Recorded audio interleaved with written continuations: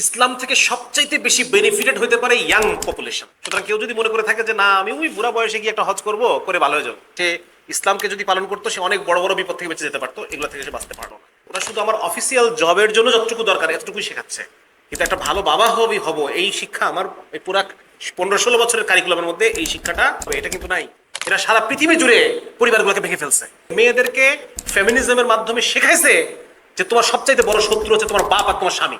ওরা যে টাকা দিয়ে মানুষকে বেনিফিট দিচ্ছে এই টাকাটা আসছে কোত্থেকে, কার কাছ থেকে চুরি করছে? কিন্তু আমার টাকা। এই প্রেমের সম্পর্কটা বেশি ক্ষতিকর, কারণ এখানে অল্টারনেট পিরিয়ড অফ ইউফোরিয়ান ডিপ্রেশন, কখনো ভালো সময় যায় কখনো খারাপ সময় যায়। যে স্বপ্ন নিয়ে আমরা ইউনিভার্সিটিতে ভর্তি হয়েছি, এই স্বপ্নকে পার্সিউ করার রাস্তা অনেকগুলো কি আছে, ফাঁদ আছে, অনেকগুলো ফাঁদ আছে।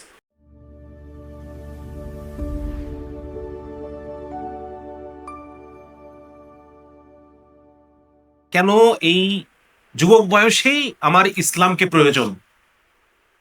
হ্যাঁ, আমি নামাজ পড়বো, এটার দ্বারা ওই মানে বাড়ির পাশে হুজুরের কোনো ফায়দা নেই, মসজিদের ইমাম সাহেবের ফায়দা নেই। অনেকে মনে করে যে ধর্ম ব্যবসায়ীরা মানুষদের অন্তরে ধর্মীয় চেতনাকে জাগিয়ে রাখে।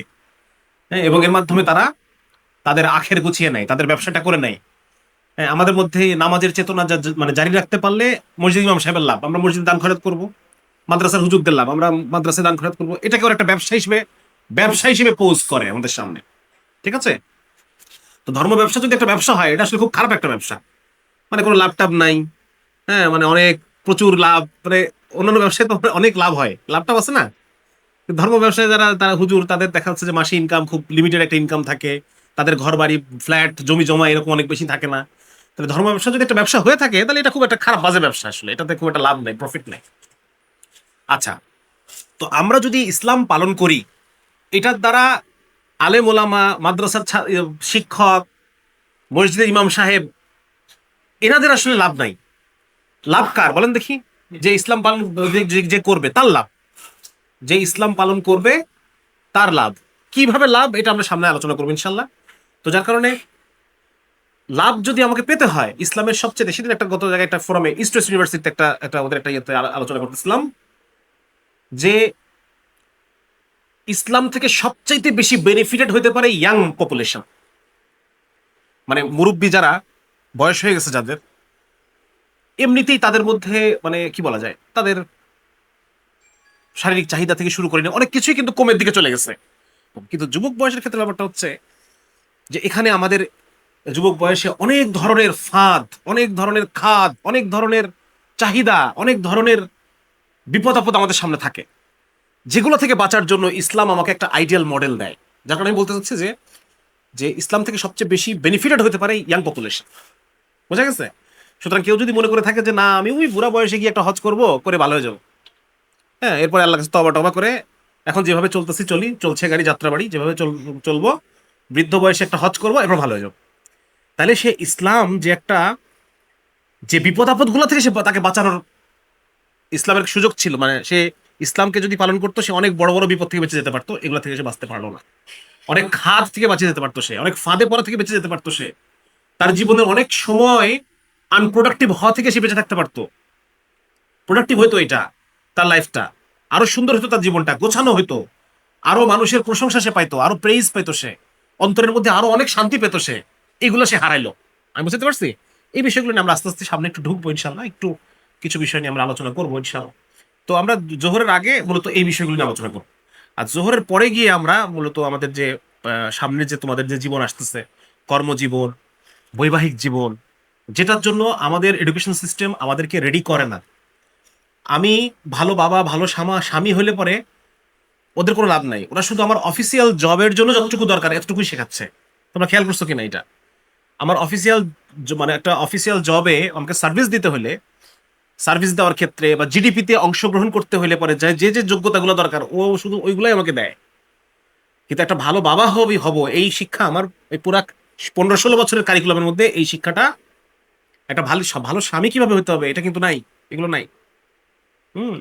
যার কারণে আমরা ভালো একজন হয়তো জব হোল্ডার হই, কিন্তু আমরা পারিবারিক জীবনে খুব বাজেভাবে ফেল করি, খুব বাজেভাবে ফেল করি। দেখা যাচ্ছে 8 বছর প্রেম করছে, বিয়ের পর 6 মাস পেকে না সংসার। তাহলে কি আন্ডারস্ট্যান্ডিং করলো তুমি 8 বছর ধরে? হ্যাঁ, সুতরাং এই যে এগুলো কিছু স্কিলের ব্যাপার আছে, এগুলো কিছু একটা বিশেষ মেন্টাল সেট আপের দরকার আছে, হ্যাঁ, যেটাকে আমরা ম্যাচুরিটি বলি। ম্যাচিউরিটি বলি যেটাকে আমরা, ম্যাচিউর চিন্তা, এটা আমাদের শিক্ষা ব্যবস্থা আমাদেরকে দিতে ব্যর্থ। ঠিক আছে, এগুলো আমরা আলোচনা করব। এবং ফাইনালি আমরা আলোচনা করবো ডিস্ট্রাকশন, কি কি ডিস্ট্রাকশন। অলরেডি ডিস্ট্রাকশনের কিছু আলোচনা এখানে চলে আসবে আমাদের। মানে পারিবারিক জীবনটা আমরা পরের জন্য রাখি। এই ডিস্ট্রাকশন এবং বর্তমান আমার যে ইয়াং বয়সে আমাকে ইসলাম কেন পালন করতে হবে, এই বিষয়গুলো আমরা এখানে আলোচনা করবো ইনশাআল্লাহ। ঠিক আছে, আচ্ছা, আল্লাহু আকবার। তো আমরা শুরু করি, আস্তে আস্তে ভিতরে ঢুকি, একটা জায়গায় দিয়ে ঢুকলে ভালো লাগবে। আচ্ছা, সেটা হচ্ছে যে দেখো আমাদের সবার কিন্তু একটা স্বপ্ন থাকে। হ্যাঁ, আমার সবার জীবনে, প্রত্যেকের জীবনে একটা স্বপ্ন আছে।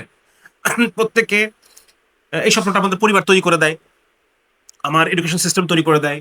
হ্যাঁ, আমি আমার এক্সপেরিয়েন্স থেকে অন্যান্য মানুষকে দেখে আমার মধ্যে কিছু স্বপ্ন আমি বিল্ড করি। ঠিক আছে, আমার কিছু ইচ্ছা। কিন্তু মানে হয়েছে কি, আমি এই লেকচারগুলো এত জায়গায় এত বেশি দিছি, এই ক্যারিয়ার, বিয়ে শাদী, হ্যান ত্যান, এগুলো নিয়ে বিভিন্ন জায়গায় কথা বলছি। হ্যাঁ, যদি আজকের আলোচনা আরো ডিটেলস যদি কারো জানার ইচ্ছা থাকে, ইউটিউবে আমার কিছু লেকচার আছে, এগুলো দেখলে পরে ওখানে আরো ডিটেলস কিছু আলোচনা আছে। কিন্তু আমি গত 6 মাস ধরে আমি এই বিষয়ে কথা বলতে ইন্টারেস্ট হারাই ফেলছি। তার পিছনে কারণ হচ্ছে যে আমি যে তোমাদেরকে একটা আইডিয়াল একটা মানে একটা একটা আইডিয়াল ক্যারিয়ারের একটা ফরম্যাট বা একটা একটা স্বপ্ন আমি তোমাদেরকে দেখাবো, মানে এটা একটা ভুল স্বপ্ন দেখানো হবে আসলে। কারণ আমাদের বাবারা বা আমরাও যে একটা স্মুথ, হ্যাঁ, এসএসসি, এইচএসসি, হ্যাঁ, তারপর হচ্ছে অনার্স মাস্টার্স করে চাকরিতে ঢুকবো, বিবাহ শাদী করবো, বাচ্চা কাচ্চা হবে, বাচ্চা কাচ্চাগুলোকে বড় করবো, ভালো ইনস্টিটিউশনে পড়াবো। হ্যাঁ, এরপর দেখা যাচ্ছে যে বাচ্চা, এই যে একটা একটা লিনিয়ার লাইফ, এই লাইফটা তোমরা পাবা না সামনে। হ্যাঁ, তোমরা যারা অধিকাংশ এখানে জেনজি, রাইট, 1997 সালের পরে জন্ম সবার নাকি? হ্যাঁ, এই কারণে আমি এই বিষয়ে, এই যে একটা লিনিয়ার একটা গ্রাফ আমরা আলোচনা করি, যে এটা করলে এটা পাইবা, এটা করলে এটা পাইবা, ভালো পরিশ্রম করো ভালো রেজাল্ট পাও, এই যে একটা লিনিয়ার একটা চিন্তা, এই চিন্তাটা আমি এখন আর বলতে ইতস্তত বোধ করি। আমি মনে করি যে সামনে তোমাদের জীবনটা এত স্মুথ হবে না। বিশ্ব চেঞ্জ হয়ে যাচ্ছে। হ্যাঁ, একটা সময় ছিল যখন কি বলে এটাকে, যখন সোভিয়েত এবং আমেরিকার স্নায়ুযুদ্ধ চলতেছিল 91 সালের আগ পর্যন্ত, তখন এরকম টালমাটাল ছিল, তখন এরকম স্মুথ লাইফ, যারা আমরা থার্ড ওয়ার্ল্ড কান্ট্রি, আমাদের এরকম লাইফ স্মুথ ছিল না। আমেরিকা আসার পর থেকে এক মেরু বিশ্ব শুরু হয়ে গেল। এরপর গত 30 বছর ধরে মোটামুটি একটা, যেহেতু সে একা হাতে চালাচ্ছে, সুতরাং অন্যান্য দেশগুলা যেভাবে হোক তার আনুগত্য মেনে নিচ্ছে, একভাবে চলতেছে। কিন্তু এখন আবার দেখা যাচ্ছে গোটা পৃথিবী অস্থিতিশীল হয়ে পড়তেছে। হ্যাঁ, যার প্রভাবে আমাদের সামনের জীবনটা আমাদের, এই জন্য আমি এখন সবসময় অনুমানে সবাইকে বলি যে পড়াশোনায় আপনার সন্তান A+ পাওয়ার চেয়ে গুরুত্বপূর্ণ হচ্ছে আপনার সন্তান কাছে উঠতে পারে কিনা, এটা সামনে কাজে লাগবে। হ্যাঁ, সে ভালো জায়গায় চাকরি পাচ্ছে, এর চাইতে গুরুত্বপূর্ণ হচ্ছে সে বেঁচে থাকবে কিনা, সে একটা 9 ফিট দেওয়ালে একা টপকাতে পারে কিনা, এইগুলো তার বেশি কাজে লাগবে সামনে। সুতরাং সন্তানকে সাঁতার পারে কিনা সে, হ্যাঁ, সে একটা মোটরসাইকেল চালাতে পারে কিনা বা গাড়ি চালাতে পারে কিনা, এই যে লাইফ স্কিল যেগুলো আছে বেঁচে থাকার জন্য, সার্ভাইভাল স্কিল, এই জিনিসগুলো তার বেশি প্রয়োজন হবে। সে রান্না করতে পারে কিনা, খড়ি দিয়ে রান্না করতে পারে কিনা, গ্যাসের চুলা টুলা না, খড়ির চুলা রান্না করতে পারে কিনা, খড়ির একটা চুলা ধরাইতে পারে কিনা সে, এটা কিন্তু অনেক কঠিন কাজ। একটা খড়ির চুলা কখনো ধরাইছো কেউ? লাকড়ির চুলা, হ্যাঁ, চোখে ধোয়া টোয়া চলে আসে, ফু দিয়ে অনেকক্ষণ ধরে ফু টু দিয়ে ধরানো লাগে। যারা বারবিকিউ টারবিকিউ আমরা করি মাঝে মধ্যে, আমরা কিন্তু এটা জানি যে কত কষ্ট একটা এই আগুনটা ধরানো। তো এই জিনিসগুলো সামনের দুনিয়ায় এই বিষয়গুলো কাজে আসবে। হুম। তো যার কারণে এই ক্যারিয়ারে ঢোকার আগে বা তোমাদেরকে কোনো কোনো মিথ্যা স্বপ্ন দেখানোর আগে বাস্তব কথাগুলো বলে নিলাম। হ্যাঁ, এবার আমি মিথ্যা স্বপ্নে প্রবেশ করতেছি, মানে লিনিয়ার যে আলাপটা আমরা করি সে আলাপে প্রবেশ করতেছি। সেটা হচ্ছে আমাদের প্রত্যেকের একটা স্বপ্ন থাকে। স্বপ্নটা হচ্ছে আমরা আজ থেকে 30 বছর পরে আমি, বা 40 বছর পরে আমি নিজেকে একটা জায়গায় দেখতে চাই। ঠিক আছে না? দেখা যাচ্ছে যে তোমরা এক একজন এক এক ডিপার্টমেন্টে পড়ছো, কেউ হয়তো দেখতে চাও আজ থেকে 30 বছর পর তোমার একটা কনসালটেন্সি ফার্ম থাকবে, তোমার আন্ডারে 5-7 জন লোক চাকরি করবে, 10 জন লোক চাকরি করবে। হ্যাঁ, তোমার একটা সুন্দরী স্ত্রী থাকবে, 3-4টা গুলুমুলু বাচ্চা থাকবে। এরকম একটা স্বপ্ন ছেলেদের, মেয়েদের ক্ষেত্রে সেরকম স্বপ্ন যে সে দেখা যাচ্ছে যে অধিকাংশ মেয়ের আসলে সেলফ ফুলফিলমেন্ট তার ফ্যামিলি হয়ে থাকে।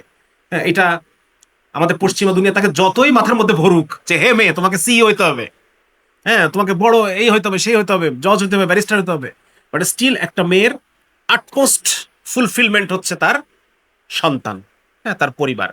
এটা তার ব্লাডের মধ্যে দিয়ে দেওয়া আছে, এটা তার হরমোনের প্রোফাইলের মধ্যে এটা দেওয়া আছে। হ্যাঁ, মেয়েদের একটা হরমোন আছে অক্সিটোসিন। এই অক্সিটোসিন হরমোনটা হচ্ছে যে কোনো ডুয়াল বন্ডিং তৈরি করে, যে কোনো ধরনের ডুয়াল বন্ডিং, মা এবং সন্তান, মানে স্বামী স্ত্রী মা সন্তান দুই বন্ধু দুই বান্ধবী বাবা মা সবার সাথে এই যে একটা ডুয়াল বন্ডিং, এটার জন্য দায়ী হচ্ছে অক্সিটোসিন হরমোন। ঠিক আছে, মেয়েদের এটা 6 গুণ বেশি পুরুষের চাইতে। হ্যাঁ, এই জন্য পুরুষরা আমরা যতটা না রিলেশনকে কেয়ার করি, মেয়েরা রিলেশনকে অনেক বেশি কেয়ার করে, এটার জন্য অনেক বেশি স্যাক্রিফাইস করে। বুঝা গেল?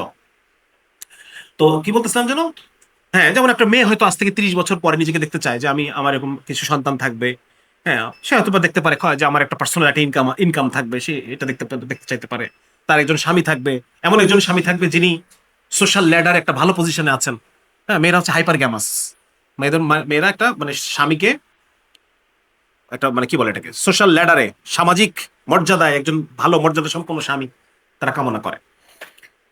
তো এই যে ব্যাপারটা যে এই যে একটা জায়গায় গিয়ে আমি নিজেকে দেখতে চাই, আজ থেকে 30 বছর পর আয়নার সামনে আমি নিজেকে কল্পনা করতেছি। হ্যাঁ, সেখানে আমরা মোটামুটি চাই যে আমার একটা স্মার্ট ইনকাম থাকবে। কি কি আসতে দেখেন এখানে, একটা স্মার্ট ইনকাম থাকবে। 2 নম্বর হচ্ছে আমি সোশ্যাল ল্যাডারে একটা সার্টেন পজিশনে থাকবো। ঠিক না, হয়তো আমি প্রফেসর হব, প্রফেসর থাকবো কোনো ভার্সিটির, বা আমি কোনো সরকারি চাকরি যদি করি কোনো একটা যুগ্ম সচিব থাকবো। হ্যাঁ, বা আমি যদি ব্যবসা করি এলাকার মধ্যে আমার একটা প্রভাব প্রতিপত্তি থাকবে। হ্যাঁ, ব্যবসায়িক চেম্বার অফ কমার্সের সামথিং হাবিজাবি একটা কিছু থাকবো। এরকম একটা প্রত্যেকের একটা ইয়ে থাকে। তারপর কি একটা পরিবার আমার লাগবে, তাই না? এটা আমার একটা ফুলফিলমেন্টের একটা বিষয়। আর হচ্ছে ওই সময় আমি হাসপাতালে থাকতে চাচ্ছি না ডেফিনেটলি। আমি চাই যে ওই সময় আমি সুস্থও থাকবো। ঠিক কিনা? যত অস্বাস্থ্যকর কাজকর্ম করব আর চিন্তা করি যে ওই সময় আমি আজ থেকে 30-40 বছর পর আমার যখন এই সব যেগুলো জিনিস হবে সেই সময় আমি একই সাথে সুস্থও থাকবো।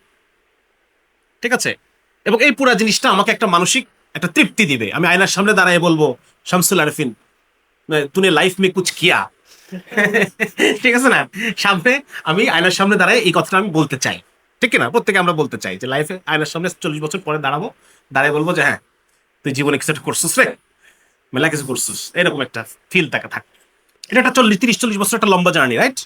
একটা লম্বা জার্নি। এই লম্বা জার্নির মধ্যে আহ, বিভিন্ন জায়গায় বিভিন্ন ডিস্ট্রাকশন আছে। রাস্তার পাশে যেরকম বিভিন্ন মোড় থাকে, চৌরাস্তা, 3 রাস্তা চৌরাস্তা, এদিকে চলে যায় ওদিকে চলে যায়। হ্যাঁ, কোনো চিপা গলি, কানা গলি, অন্ধ গলি, এরকম বিভিন্ন রকম গলি টলি থাকে। হ্যাঁ, মাঝে মধ্যে দেখা যায় যে আবার ম্যানহোল খোলা থাকে। হ্যাঁ, তারপরে মাঝে মধ্যে দেখা যায় ওখানে কনস্ট্রাকশন ওয়ার্ক চলতেছে, বড় বড় খাদ আছে ওখানে। তো এই রাস্তাটাও সেরকম। এই রাস্তাটা খুব স্মুথ না, ঠিক কি না? হ্যাঁ, এখানে বিভিন্ন ফিজিক্যাল শারীরিক খাদ আছে, অসুস্থতা আছে। হ্যাঁ, তারপর হচ্ছে বিভিন্ন কি বলা যায় বাবা মার অসুস্থতা আছে। এটা ধরলাম যেটা একটা কিছু কিছু ফিজিক্যাল বা আহ, শারীরিক সুস্থতা জনিত কিছু খাদ আছে। 2 নম্বর হচ্ছে কিছু মানসিক খাদ আছে এখানে এই ফাঁকে ফাঁকে। হ্যাঁ, তুমি খুব স্মুথলি পড়াশোনা করতেছো, তুমি এসএসসি তে প্লাস, এইচএসসি তে প্লাস, একটা ছেলে বা একটা মেয়ে, তুমি তুমি খুব স্মুথলি একটা একটা ভার্সিটি ভর্তি হয়েছো। ভর্তি হওয়ার পর তুমি চিন্তা করতেছো যে আমি খুব পড়াশোনা করবো, করে আমি আমার আমার ড্রিমকে আমি পার্সু করবো। হ্যাঁ, হঠাৎ করে দেখবা যে তোমার ক্লাসে তোমার ব্যাচে সুন্দরী এক মেয়ে। হ্যাঁ, তার দিকে তাকালে পরে তোমার মনের মধ্যে কি কি জানি হয়। হ্যাঁ, কি জানি ডাকে তোমাকে। হ্যাঁ, এই যে এটা কি, এটা কি, এটা খাদ, ডিস্ট্রাকশন, এটা একটা সাইড ওয়ে। হ্যাঁ, বা দেখছো তুমি একটা ভালো রেজাল্ট করছো, একটা মেয়ে, তুমি ভার্সিটিতে পড়তে আসছো সহশিক্ষা, মানে দুইজন মানে এটাকে কেউ কেউ, আমি এটাকে উদাহরণ দিই আগুন এবং পেট্রোল। আগুন এবং পেট্রোল, এবং সবচেয়ে বেশি রিস্কে থাকে মেয়েরা। সহশিক্ষা কো এডুকেশনে সবচেয়ে বেশি ক্ষতিগ্রস্ত হয় মেয়েরা। তোমরা যদি কেউ আমার এই অবেলায় একটা বই আছে, এই বইটা যদি পড়ে থাকো, ওখানে তোমরা দেখবা যে আমি কি মানে উইথ রিসার্চ রেফারেন্সেস আমি এটা আলোচনা করছি যে সবচাইতে এই কো এডুকেশনে সবচেয়ে ক্ষতিগ্রস্ত হয় মেয়েরা। হ্যাঁ, একটা মেয়ে একটা যে পড়া বুঝে নাই, একটা মেয়ে একটা ধর কো এডুকেশন, ছেলের একসাথে মিক্সড। ছেলেরা তো আমাদের লজ্জা শরম কম, আমরা যদি একটা জিনিস না বুঝি, স্যার বুঝি নাই, উঠে দাঁড়ায়, বা বা তারপরও স্টিল মেয়েরা যখন ক্লাসে আসে তখন মানে আমি বুঝি না এই পড়াটা, এটা বলতে একটু খারাপও লাগে। হ্যাঁ, যে সবাই বুঝলো আমি বুঝলাম না, মেয়েদের সামনে তো মানিজ্য নষ্ট হয়ে যাবে। আমরা ওই হাই স্কুলে পড়তাম, আমাদের হাই স্কুলটা আবার কো এডুকেশন ছিল। হ্যাঁ, তো এখানে সবচেয়ে অপমান মানে মেয়েদের সামনে কান টান ধরে দাঁড় করে রাখলে পরে খুব খারাপ লাগতো যে এই যে কি হলো স্যার, আপনি পার্সোনালি আমার পিছনে দুটো বাড়ি দেন। কিন্তু মেয়েদের সামনে তো এগুলো আপনি কান ধরে দাঁড় করে রাখবেন, এটা মানিজ্যতের ব্যাপার। এটা একটা, এই জিনিসটা মেয়েদের মধ্যে আরো বেশি কাজ করে। হ্যাঁ, এটা রিসার্চ আসছে যে একটা একটা মেয়ে জিজ্ঞেস করে পড়া বুঝে নেওয়া, এটা কো এডুকেশন সেট আপে একটা মেয়ের জন্য অনেক বেশি কষ্টকর। হ্যাঁ, কারণ তাদের ইমোশনাল নাজুকতাগুলো অনেক বেশি। আমাদের লজ্জা শরম কম, আমরা মোটামুটি তারপরও কিছুটা লজ্জা পাই। কিন্তু মেয়েদের মধ্যে এই লজ্জা, এই নাজুকতা, এই দ্বিধা, এই হেজিটেন্সি এগুলো অনেক বেশি। তো ওরা রিসার্চ করে বের করছে যে একটা কো এডুকেশন, মনোসেক্স এডুকেশন যেখানে শুধু মেয়েদের স্কুল, সেখানে একটা মেয়ের এডুকেশনাল পারফরমেন্স অনেক বেশি, কিন্তু কো এডুকেশনে তার এডুকেশন পারফরমেন্স কম। বুঝা গেল? এরকম কিছু আলোচনা আছে, যাই হোক ওটা না। মূলত আমি যে বিষয়টা কথা বলতে চাচ্ছিলাম সেটা হচ্ছে যে কি যেন কে বলি এটা, এর কথা আলাপটার আগে কি জানতে চাচ্ছিলাম, ডিস্ট্রাকশন, রাইট, ডিস্ট্রাকশন। তো এগুলো এরকম কিছু সাইকোলজিক্যাল কিছু ডিস্ট্রাকশন আছে, ইমোশনাল কিছু ডিস্ট্রাকশন আছে, ঠিক আছে? দেখা যাচ্ছে আমি ভার্সিটি হলে থাকি, পড়াশোনা করতেছি, আহ, নতুন কিছু ফ্রেন্ড হয়েছে আমার, নতুন কিছু ফ্রেন্ড। দেখা যাচ্ছে কোন এক ফ্রেন্ড আমাকে বললো যে বন্ধু চলো, কোথায়, চলো যাই, ওখানে যাই, তোমাকে তো কেমন খারাপ, মানে মন টন খারাপ লাগতেছে, চলো গিয়ে আমরা 2 পেগ মেরে আসি। নিয়ে গেল তোমাকে একটা জায়গায়, নিয়ে গিয়ে তোমার খেলা, এরপর দেখা যাচ্ছে তুমি ওই খাদে। এগুলো হচ্ছে সব মানে এই যে আলাপগুলো আমি করতেছি, এগুলো হচ্ছে তোমার যে একটা লাইফের জার্নি, এই লাইফের জার্নিতে কিছু সাইড রাস্তা, কিছু ডিস্ট্রাকশন, হ্যাঁ, কিছু খাদ, কিছু ফাঁদ। এই ফাঁদগুলোতে যে একবার পড়বে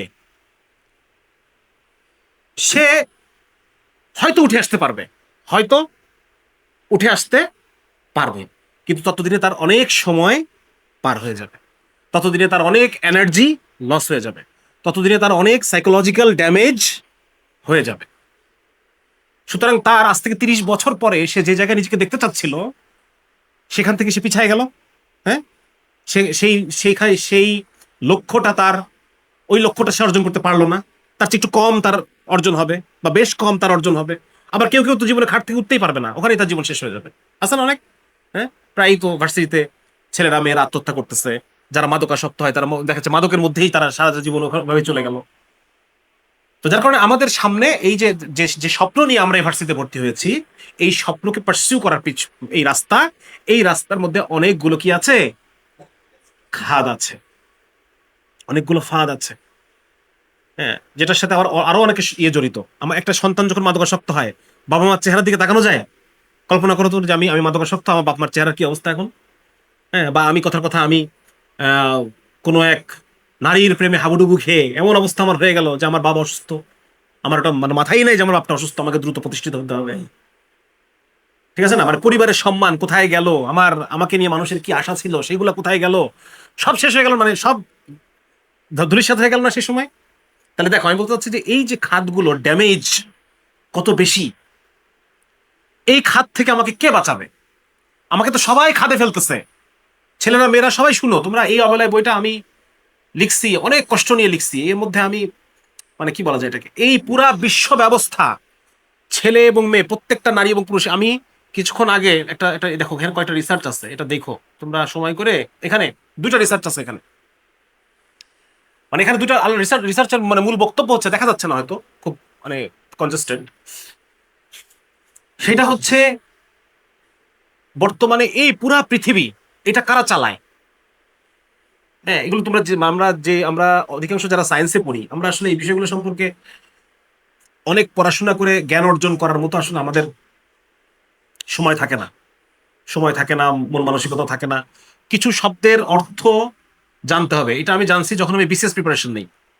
হ্যাঁ, এই যে ক্যাপিটালিজম মানে কি, কনজিউমারিজম মানে কি, এগুলোর অর্থ কি, ম্যাটেরিয়ালিজম, ফেমিনিজম, ইন্ডিভিজুয়ালিজম, এগুলো কি অর্থ কি, আন্ডার নর্মাল সার্কমস্টেন্সেস এই শব্দগুলোর অর্থ কি, একটা সায়েন্স পড়ুয়ার তার জানার কথা না, সে জানতে পারবে না এগুলো। কিন্তু এইগুলো, এই শব্দগুলো যদি আমরা না জানি, তাহলে পরে আমি এই পৃথিবী কিভাবে চলতেছে আমি বুঝতে পারবো না। বুঝা গেছে? আমি এগুলো, আমি যে তবে তো সায়েন্সের স্টুডেন্ট, আমি এগুলো আমি পড়ছি কখন, যখন আমি বিসিএস এর প্রিপারেশন নেই, তখন আমি এই শব্দগুলোর সাথে পরিচিত হয়েছি। এই শব্দগুলো সম্পর্কে ওই বিসিএস এর কিছু গাইড টাইড থাকে না, কারেন্ট অ্যাফেয়ার্স অ্যালবাম ট্যালবাম হাবিজাবি থাকে, ওইগুলা বিভিন্ন, ওইগুলার লাস্টে কিছু আর্টিকেল থাকে, রচ মানে প্রবন্ধ থাকে এগুলোর উপর। ওই ওই হচ্ছে আমার শুরু। এরপর আস্তে আস্তে আরো তো পড়তে একটা জায়গায় এখন আসছি। তো বর্তমানে গোটা যে পৃথিবী আমরা দেখি, পুরো পৃথিবীটা চালাচ্ছে কারা? ব্যবসায়ীরা, ক্যাপিটালিস্টরা, এপস্টেইন ক্লাস। এদেরকে আমি এটা বলতে পছন্দ করি, এপস্টেইন ক্লাস। ব্যবসায়ী মানে তো ওই যে আমাদের চায়ের দোকানে তো ব্যবসায়ী, চায়ের দোকানদার। তাহলে ব্যবসায়ী মানে কারা এরা? বলতে পারবা কারা? এরা হচ্ছে ফিনান্সিয়ার। হ্যাঁ, আমরা তো এই যে ইসলামী ব্যাংক তো গেল একদম, আকাশ ভরা তারা হয়ে গেছে ইসলামী ব্যাংক, শেষ। আর এর আগে আওয়ামী হাসিনার মনে মনে 5টা না 6টা ব্যাংক একদম। তো এই যে ব্যাংকগুলা, এই ব্যাংকগুলা কি কি কি বলে, এগুলো নাম জানো? এগুলো হচ্ছে কমার্শিয়াল ব্যাংক। ঠিক আছে না? যখন জনগণ ঋণ চায় তখন কমার্শিয়াল ব্যাংক তাকে ঋণ দেয়, কিন্তু যখন কমার্শিয়াল ব্যাংক ঋণ চায়, এগুলোর নাম কি? আরো কিছু ব্যাংক আছে, সেন্ট্রাল ব্যাংকের আগে আগে কিছু ব্যাংক আছে। তখন ওদেরকে ব্যাংক ঋণ দেয়, ওই ব্যাংকগুলোকে বলা হয় ইনভেস্টমেন্ট ব্যাংক। বুঝা গেল? Investment bank. ইনভেস্টমেন্ট ব্যাংক তাহলে ইসলামী ব্যাংকটা এগুলো তো সরকারি ব্যাংক না, এগুলো হচ্ছে প্রাইভেট ব্যাংক। ইনভেস্টমেন্ট ব্যাংকগুলো প্রাইভেট ব্যাংক। বুঝা গেল? ইনভেস্টমেন্ট ব্যাংকগুলো সরকারি ব্যাংককে ঋণ দেয়। এবং মানে আমেরিকাতে কিছু ইনভেস্টমেন্ট ব্যাংক আছে, এই ইনভেস্টমেন্ট ব্যাংকগুলাই ফেডারেল রিজার্ভ সিস্টেম যেটা, এটার মালিক। হ্যাঁ, ম্যানহাটন ব্যাংক, তারপর হচ্ছে আরো কি সিটি ব্যাংক, এরকম কয়েকটা ইনভেস্টমেন্ট ব্যাংক আছে। এরা এদেরকে কেউ কেউ চোখে দেখবে না, এদের যারা মালিক তাদেরকে কেউ চোখে কখনো দেখবে না, কিন্তু এরা বিভিন্ন জায়গায় ফিনান্স করে। ইপস্টেইনের তো নাম আমরা কেউ জানতাম না, কিন্তু ইপস্টেইন হচ্ছে একজন ফিনান্সিয়ার। সে গভর্নমেন্টের বিভিন্ন প্রজেক্টে ফিনান্স করে, সে গভর্নমেন্টের বন্ড কিনে। সরকারি বন্ড মানে সরকার ইনভেস্ট করা, সরকারি বন্ড কিনে ইনভেস্ট করে, সরকারে গভর্নমেন্টের প্রজেক্টে ইনভেস্ট করে। সে বিভিন্ন ইনভেস্টমেন্ট ব্যাংকে ইনভেস্ট করে, সে এত টাকা পয়সার মালিক। বোঝা গেছে ব্যাপারটা? তাহলে এই যে এরা এরা হচ্ছে সারা পৃথিবী চালায়। আমার কথা বুঝতে পারছো? এরা সারা দুনিয়া চালায়। সারা দুনিয়ার আমেরিকার পলিসি কি হবে, আমেরিকা কি যুদ্ধ করবে নাকি করবে না, ইরাক আক্রমণ করবে নাকি করবে না, প্রথম বিশ্বযুদ্ধে জয়েন করবে নাকি করবে না, এগুলো ঠিক করে কারা? এরা। এই ফেডারেল রিজার্ভ সিস্টেমের মালিক এরা। ইনভেস্টমেন্ট ব্যাংকগুলোর শেয়ার হোল্ডার হচ্ছে ওই ফেডারেল রিজার্ভ সিস্টেম, যারা ডলার ছাপায়, যারা ডলার ছাপায়। তার মানে বুঝতেছে এদের পাওয়ার কত বড়। আমেরিকার এইবার কে কে আমেরিকাতে প্রেসিডেন্ট ক্যান্ডিডেট হবে, এটা কে ঠিক করে? এরা ঠিক করে। যে প্রেসিডেন্ট কথা শুনবে না তাকে কি করবে? নাম জানো দু একজনের? আমেরিকাতে 3জন প্রেসিডেন্টকে সম্ভবত মারা, খুন করা হয়েছে। কেনেডি, গারফিল্ড, আরেকজনের নাম ভুলে গেছে, আব্রাহাম লিঙ্কন। 3জনকে গুলি করে হত্যা করা হয়েছে। কারা করে এগুলা? সুতরাং সারা পৃথিবী অ্যাকচুয়ালি চালায় ইপস্টেইন ক্লাস। এবং এদের সাথে যে শয়তানের সরাসরি সম্পর্ক আছে এটা আমরা বুঝছি না ইপস্টেইনের মাধ্যমে। হ্যাঁ, চাইল্ড স্যাক্রিফাইস থেকে শুরু করে নিয়ে, হ্যাঁ, ওই যে শয়তানের পূজা, মোলক, বাল দেবতার পূজা, এগুলা দেখতেছি আমরা, ওটা শয়তানি অ্যাকচুয়ালি। এরা হচ্ছে সেই গ্রুপ, এরা সারা পৃথিবী চালায়। এবং সারা পৃথিবী এরা চালায়। এবং গভর্নমেন্টগুলো কি করে? গভর্নমেন্টগুলা they make their business easy. And গভর্নমেন্টগুলো কি করে? তারা জনগণকে গিনিপিগ হিসেবে এদের হাতে তুলে দেয়, তাদের ব্যবসাকে সহজ করে। যত রকম পলিসি করে তাদের বিজনেসকে সহজ করা যায় এবং তাদের ব্যবসাকে অবাধ করা যায়, ব্যবসার উপর থেকে সমস্ত ধরনের নীতি নৈতিকতাকে উঠাই দেওয়া যায়, এবং এই জনগণকে এদের ভোক্তা বানানো যায়। কি করা যায়? আমি যদি ওদের ওদের ভোগ মানে প্রোডাক্ট ভোগ করি, তাহলে ওদের লাভ মুনাফা বাড়তে থাকবে। বুঝে গেছে ব্যাপারটা? জনগণকে গরিব রাখা যায়, যতটা সম্ভব গরিব রাখতে হবে। কেন গরিব রাখতে হবে বলতে পারবা? বাংলাদেশকে কেন গরিব রাখতে হবে? এমন ভাবে ওরা আমাদের পলিসিতে ইন্টারফেয়ার করে যাতে গভর্নমেন্ট কখনোই মানে একটা নির্দিষ্ট ইনকামের উপরে বেড়ে আসতে পারবে না কখনো। আইএমএফ, বিশ্ব ব্যাংক, এরা আমাদের মনিটারি পলিসি, অর্থনৈতিক পলিসি তৈরি করার ক্ষেত্রে এরা বিভিন্ন রকম শর্ত টর্ত এগুলো আরোপ করে। যখন বিভিন্ন রকম এইড, বিভিন্ন রকম সাহায্য সহযোগিতা দেয়, তখন বিভিন্ন রকম শর্ত দেওয়া থাকে। এগুলো জানতে হবে আমাদের। এগুলো না জানলে পরে তুমি বুঝতে পারবে না যে দুনিয়া কে চালাচ্ছে, কিভাবে আমরা ওদের ট্র্যাপে পড়ে আছি, এটা বোঝা যাবে না। ফিলিস্তিনের জন্য চোখের পানি ঝরা কোনো লাভ নাই আনলেস আমরা বুঝতে পারি যে আমরা আমরা কোন ট্র্যাপে আছি। আমরা ট্র্যাপে বেরোতে পারতেছি না। তো যাই হোক, মানে মোট কথা হচ্ছে সারা পৃথিবী এরা চালায়। এবং এরা চালানোর জন্য, এরা চালানোর কিভাবে চালায়? যাতে এরা প্রফিট ম্যাক্সিমাইজেশন করতে পারে। প্রফিট ম্যাক্সিমাইজ করতে হলে দুইটা কাজ করতে হবে। একটা হচ্ছে শ্রমিককে বেতন কম দিতে হবে। যদি আমি শ্রমিককে বেতন কম দেই তাহলে আমার প্রফিট বেশি, পকেটে প্রফিট বেশি থাকবে। ঠিক আছে? আর 2 নম্বর হচ্ছে ভোক্তা বাড়াইতে হবে। ভোক্তা, যে আগে সিগারেট খাইতো না, ওরে সিগারেট খাইতে হবে। আমার কথা বুঝতে পারছো? তাহলে পরে আমার সিগারেটটা বিক্রি বেশি হবে, আমার প্রফিট আমাকে কিছু ডাক্তারকে টাকা পয়সা খাওয়াতে হবে। ওই ডাক্তারগুলো বলবে কি, ওই ডাক্তারগুলো একটা গবেষণা করবে, রিসার্চ করবে, রিসার্চ পাবলিশ হবে আমার সংবাদপত্রে। আমি যে পত্রিকা চালাই ওই পত্রিকায় রিসার্চটা কয়েকবার পাবলিশ হবে, আর ওদেরকে অ্যাওয়ার্ড ওই ডাক্তারদেরকে অ্যাওয়ার্ড দিয়ে একাকার করে ফেলবো। রিসার্চটা কি হবে? রিসার্চ হবে যে সিগারেট খাওয়ার হার্টের জন্য ভালো। আমার কথা বুঝতে পারছো?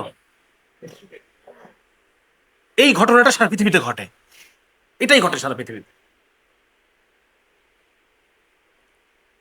তো ওরা দুইটা রিসার্চ এখানে আনছি, দেখো। একটা রিসার্চ হচ্ছে যে পরিবারের বাবা, যে পরিবারে বাবা থাকেন ওই পরিবারে বাবা সন্তানের মধ্যে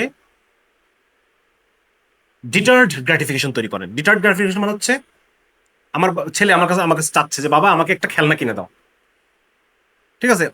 সেদিন আমরা চাচ্ছে, আমার ছেলের বয়স 6 বছর। তো সে একটা অনলাইনে সে একটা খেলনা দেখছে। খেলনাটা আসলে 5 বছর 6 বছর বাচ্চার জন্য না, অ্যাকচুয়ালি ওটা যে ছোট ছোট ওই যে বিভিন্ন অ্যালফাবেট দিয়ে, বোর্ডটা হচ্ছে একটু ম্যাগনেটাইজড বোর্ড, ওই অ্যালফাবেট গুলো লেগে থাকে, ওইটা দিয়ে বিভিন্ন শব্দ টব্দ বানাবে। এটা আর ছোট বাচ্চার জন্য, এটা ওর জন্য না। তা ও অনেক আশা করে অনেকবার চাইছে আমার কাছে। হ্যাঁ, আমি প্রত্যেকবার ওকে বলছি না বাবা, এটা না, এটা তোমার জন্য না। এই বলো, এটা এটা কেন বলো তো দেখি, এটা এটা কি মানে বেনিফিট হয়েছে না লস হয়েছে? এটা বেনিফিট হয়েছে। সে লাইফ সম্পর্কে একটা লেসন পাইছে যে যা আমি চাবো সব আমি পাবো না, পৃথিবীতে যা আমি চাবো সব আমি, মানে ওর হৃদয় ভাঙছে। এবং এই ভাঙাটুকু দরকার, এই ভাঙাটুকু বাপ ভাঙতে পারে, মা ভাঙতে পারে না। এটা এই জন্য ওরা রিসার্চ করে বের করছে যে বাবা সন্তানকে ডিটার্ড গ্র্যাটিফিকেশন, মানে আমার গ্র্যাটিফিকেশনটাকে আটকায় দেয় বাপ।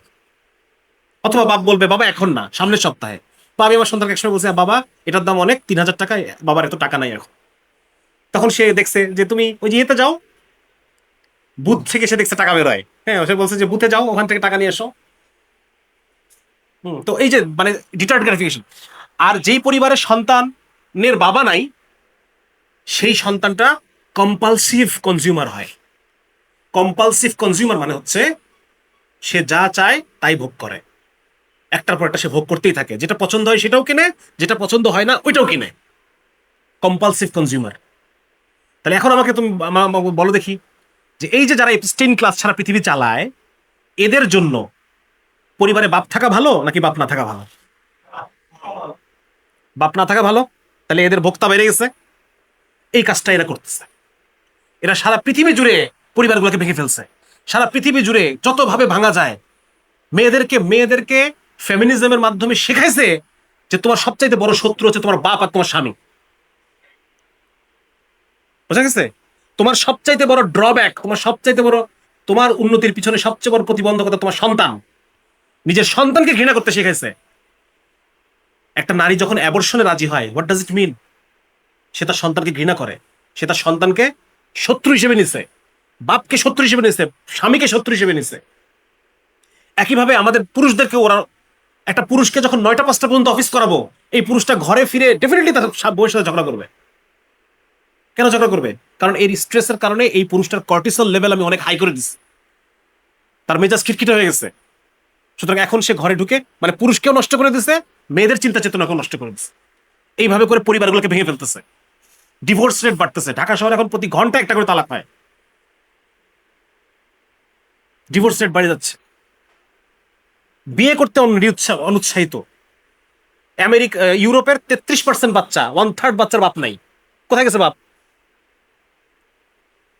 মেসি যদি এখন তার বউরে ছেড়ে দেয়, তাহলে মেসির যে সন্তানগুলা ওরা কি করবে? ওরা কিরকম হবে তখন? বাপ ছাড়া সন্তান হবে। মেসি তো বিয়ে করে নাই।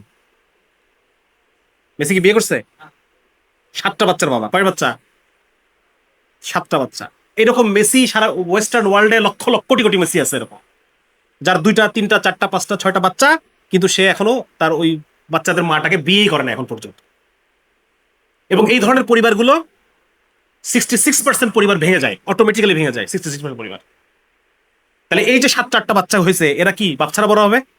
হ্যাঁ, তাদের মধ্যে কম্পালসিভ কনজিউমিং হবে। এরকম বাচ্চা যদি হাজার হাজার কোটি, শত শত কোটি হয়ে যায়, তাহলে লাভ কাদের? এই ইপস্টেইন ক্লাস এদের লাভ। আমার কথা বুঝতে পারতেছো ভাই? এটা একটা 2 নম্বর রিসার্চ হচ্ছে যে যত জনগণের মধ্যে আমি, মানে একটা মানুষ যখন উদ্বেগ, অ্যাংজাইটি অ্যাংজাইটিটা কেমন তোমাদেরকে আমি বুঝাই। ধরো পরীক্ষার আগে কেমন লাগে, ধরো খুব হার্ড একটা পরীক্ষা তোমার, হ্যাঁ, পড়া হয় নাই, ভালো মতো ক্লাসও করো নাই, তাই নাইরে নাইরে করে বেরোছো সারাদিন, পড়াও নাই ঠিক মতো, এখন পরীক্ষার টাইম চলে আসছে, কালকে পরীক্ষা, তাহলে এখন কেমন লাগবে? অন্তরের মধ্যে একটু কেমন কেমন লাগে না? হ্যাঁ, কারো একটু আবার হাগু হাগু চেপে যায় টেনশনে, হ্যাঁ, কারো আবার দেখা যাচ্ছে বুকটা ধরফর করতেছে, প্রস্রাব চাপতেছে বারবার, হয় কিনা? এগুলো হয় কিনা? এটা হচ্ছে অ্যাংজাইটি, এটা হচ্ছে অ্যাংজাইটি।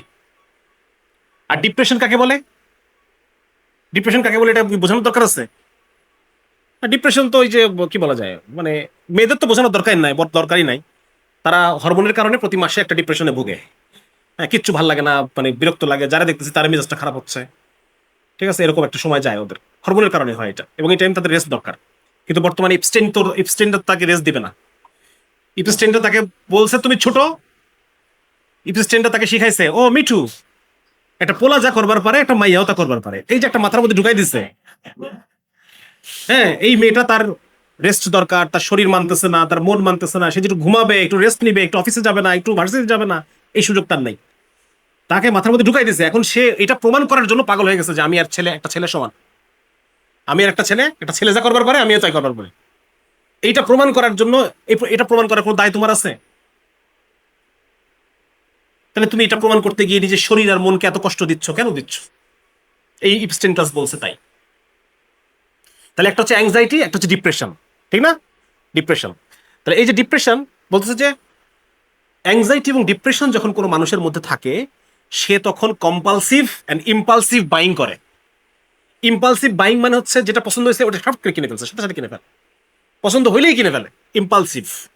আর কম্পালসিভ মানে হচ্ছে পছন্দ হয় নাই তবুও কিনে ফেলতেছে, তবুও নেটফ্লিক্স সাবস্ক্রিপশন নিচ্ছে, তবুও এই করতেছে সেই করতেছে, ইউটিউব সাবস্ক্রিপশন নিচ্ছে, ও কি নিবে, মানে কি নিবে সেটা বুঝতে পারতেছে না, নিলে তার একটু ভালো লাগে, কেন নিচ্ছে সে নিজেও জানে না। আমার কথা বুঝতে পারছো? তাহলে ইম্পালসিভ বাইং, কম্পালসিভ বাইং। তাহলে যদি আমি পুরো পৃথিবীর মানুষকে যদি ডিপ্রেশন বানিয়ে দিতে পারি, ডিপ্রেশনের রোগী বানিয়ে দিতে পারি, অ্যাংজাইটির রোগী বানিয়ে দিতে পারি, তাহলে লাভ না লস? লাভ এদের। তো ওরা ঠিক ওই কাজটাই করতেছে। যতভাবে একটা মানুষের মধ্যে অ্যাংজাইটি এন্ড ডিপ্রেশন তৈরি করা যায়, খাবারের মাধ্যমে হলো খাবারের মাধ্যমে, হ্যাঁ, তারপর হচ্ছে কর্মপরিবেশের দ্বারা যদি সম্ভব হয় কর্মপরিবেশের মাধ্যমে, পুরুষ মানুষের যদি স্যালারি কমায় দেয় এমনি সে ডিপ্রেসড হয়ে যাবে। পুরুষ মানুষ, পুরুষের মূল দাম কিসে? পুরুষের দাম, এটা খুব নির্মম সত্য কিন্তু, এবং এটা এমন সত্য যে খোদ আমাদের সৃষ্টিকর্তা আল্লাহ রাব্বুল আলামিন এই সত্যকে কোরআনের মধ্যে বলছে। আর রিজালু কাওয়ামুনা আলান নিসা, পুরুষের অবস্থান নারীর উপরে, কেন? কারণ তারা খরচ করে। দুটা কারণ বলছেন আল্লাহ তাআলা, তার মধ্যে একটা হচ্ছে খরচ করা। সুতরাং পুরুষ, তুমি যদি খরচ করতে না পারো, তোমার এই পৃথিবীতে কোনো মূল্য নাই, এটা মাথায় রাখতে হবে কিন্তু সবসময়। মেয়েদের ক্ষেত্রে ব্যাপারটা ওইটা না, মেয়েদের মূল্য আর অন্য অনেক কিছুতে তাদের মূল্য হয়। আচ্ছা, এটা কথার কি প্রসঙ্গে বললাম? কথা হারাই ফেলতেছে। ওটা ওটা হয়ে গেছে। হ্যাঁ, তারা এখন মানে পুরা বিশ্ব আয়োজন করে তোমাদেরকে, আমাদেরকে অ্যাংজাইটি এন্ড ডিপ্রেশন রোগী বানাচ্ছে, আয়োজন করে। একটা উদাহরণ দিই তোমাদেরকে, তোমাদের খারাপ লাগতেছে, বিরক্ত হচ্ছ, একটু গরম লাগতেছে না? আর একটু এসিটা কমানো গেলে ভালো হইতো। যাই হোক, কি যেন, কোথায় ছিলাম? আয়োজন করে ডিপ্রেশনে ফেলতেছে। আমি এটা একটা জিনিস তোমাদেরকে বলি, যেমন ধরো, আর উদাহরণ তো আসলে অনেক দেওয়া যায়, অত উদাহরণ মানে, যেমন পুরো এডুকেশন সিস্টেমটা এমন ভাবে তৈরি করা হয়েছে, হ্যাঁ, এই যে দেখবা যে একটা সময় আলিয়া মাদ্রাসা ছাত্র কেউ আছে এখানে? আলিয়া মাদ্রাসায় আলিম পড়ছো, দাখিল পড়ছো, ওই যে কয়েকজন আছে, ওকে ঠিক আছে। আলিয়া মাদ্রাসায় আমরা দেখছি ছোটবেলা একটা বয়স পর্যন্ত আলিয়া মাদ্রাসায় শুধুমাত্র ছেলেরাই পড়তো আর মেয়েরা পড়তো, মেয়েদের মাদ্রাসা আলাদা, ছেলেদের মাদ্রাসা আলাদা। সরকার পলিসি করে আলিয়া মাদ্রাসা কম্বাইন্ড বানায় ফেলছে, এটা গভর্নমেন্ট পলিসি করছে। এই পলিসিটা গভর্নমেন্ট কেন করছে বলতে পারবা? কারা করেছে? পশ্চিমারা করেছে। পশ্চিমারা কোনো একটা অনুদান বা কোনো একটা কিছু শর্ত হিসেবে বলছে যে সমস্ত সরকারি প্রতিষ্ঠান কম্বাইন্ড হইতে হবে। কোনো একটা অনুদান বা কোনো একটা ডোনেশন, কোনো একটা এইড, এর শর্ত হিসেবে এটা ইনক্লুড করছে যে সমস্ত সরকারি শিক্ষা প্রতিষ্ঠান কম্বাইন্ড হতে হবে। এটা সরকার যেহেতু টাকাটা নিছে, সাইন করছে, অতএব পলিসি হিসেবে এটা তাকে করতে হয়েছে, সরকার করে ফেলছে। এটা কোন ইন্টারন্যাশনাল অর্গানাইজেশন বা কেউ করছে?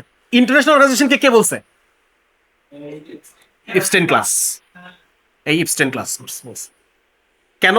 কারণ যদি নারী এবং পুরুষকে এমন একটা বয়সে, যেই বয়সে পুরুষের টেস্টোস্টেরন আমার চেয়ে এখন তোমার টেস্টোস্টেরন 20 গুণ বেশি, 20 টাইমস বেশি, এই তোমরা যারা আমার সামনে বসে আছে,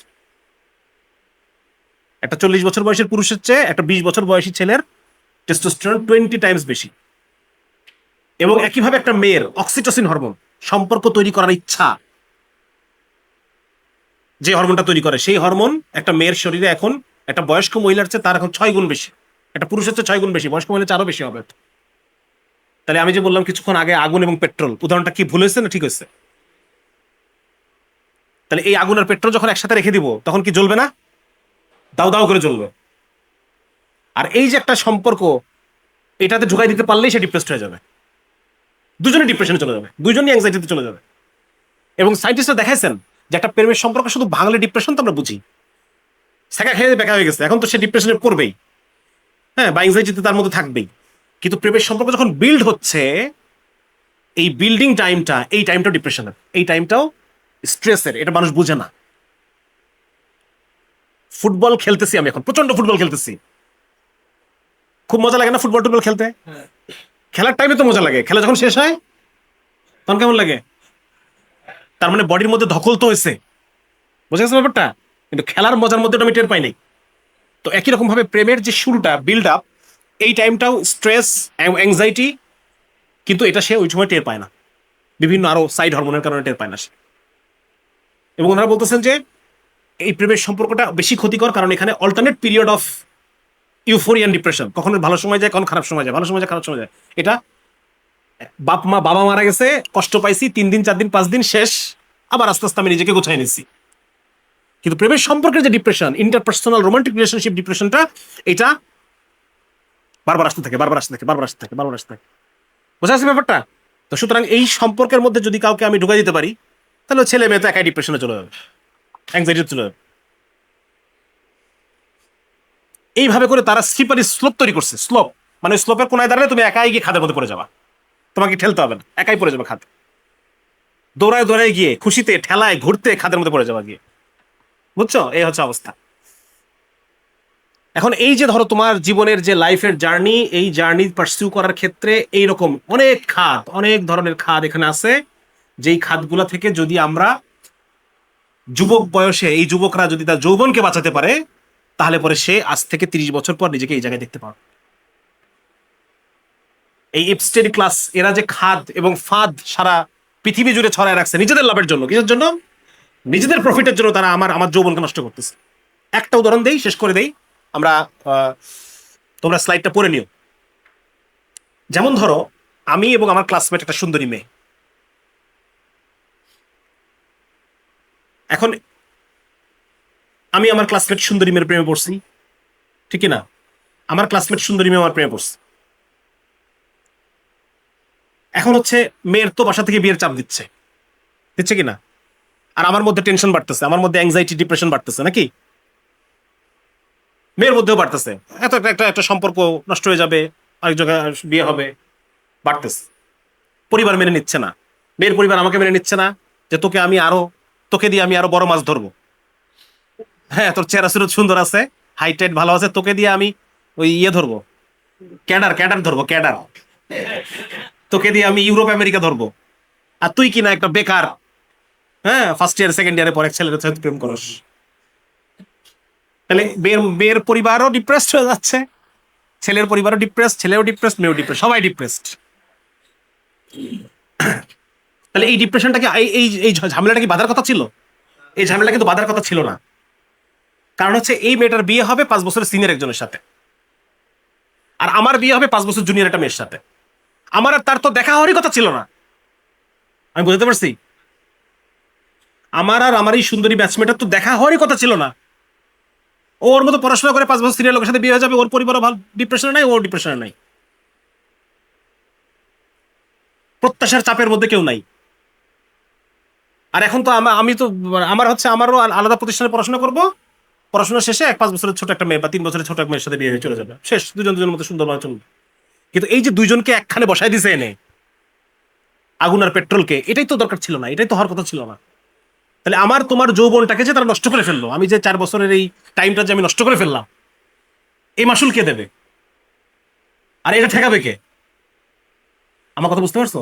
তোমরা যদি, সব কথা তো একখানে বলতে পারতেছি না, তোমরা আমার এই অবেলায় বইটা একটু পড়ো, বিশেষ করে মেয়েরা। আমি মেয়েদেরকে বলবো, তোমরা একটা বই কিনে সবাই মিলে ভাগ ভাগ করে পড়বা। মেয়েরা বেশি ভালনারেবল, বেশি সমস্যার কষ্টের মধ্যে মেয়েরা আছে, মানে মেয়েদের ভয়াবহতার মধ্যে। এই জন্য সহশিক্ষার বিরুদ্ধে কথা তো মেয়েদের বলা উচিত।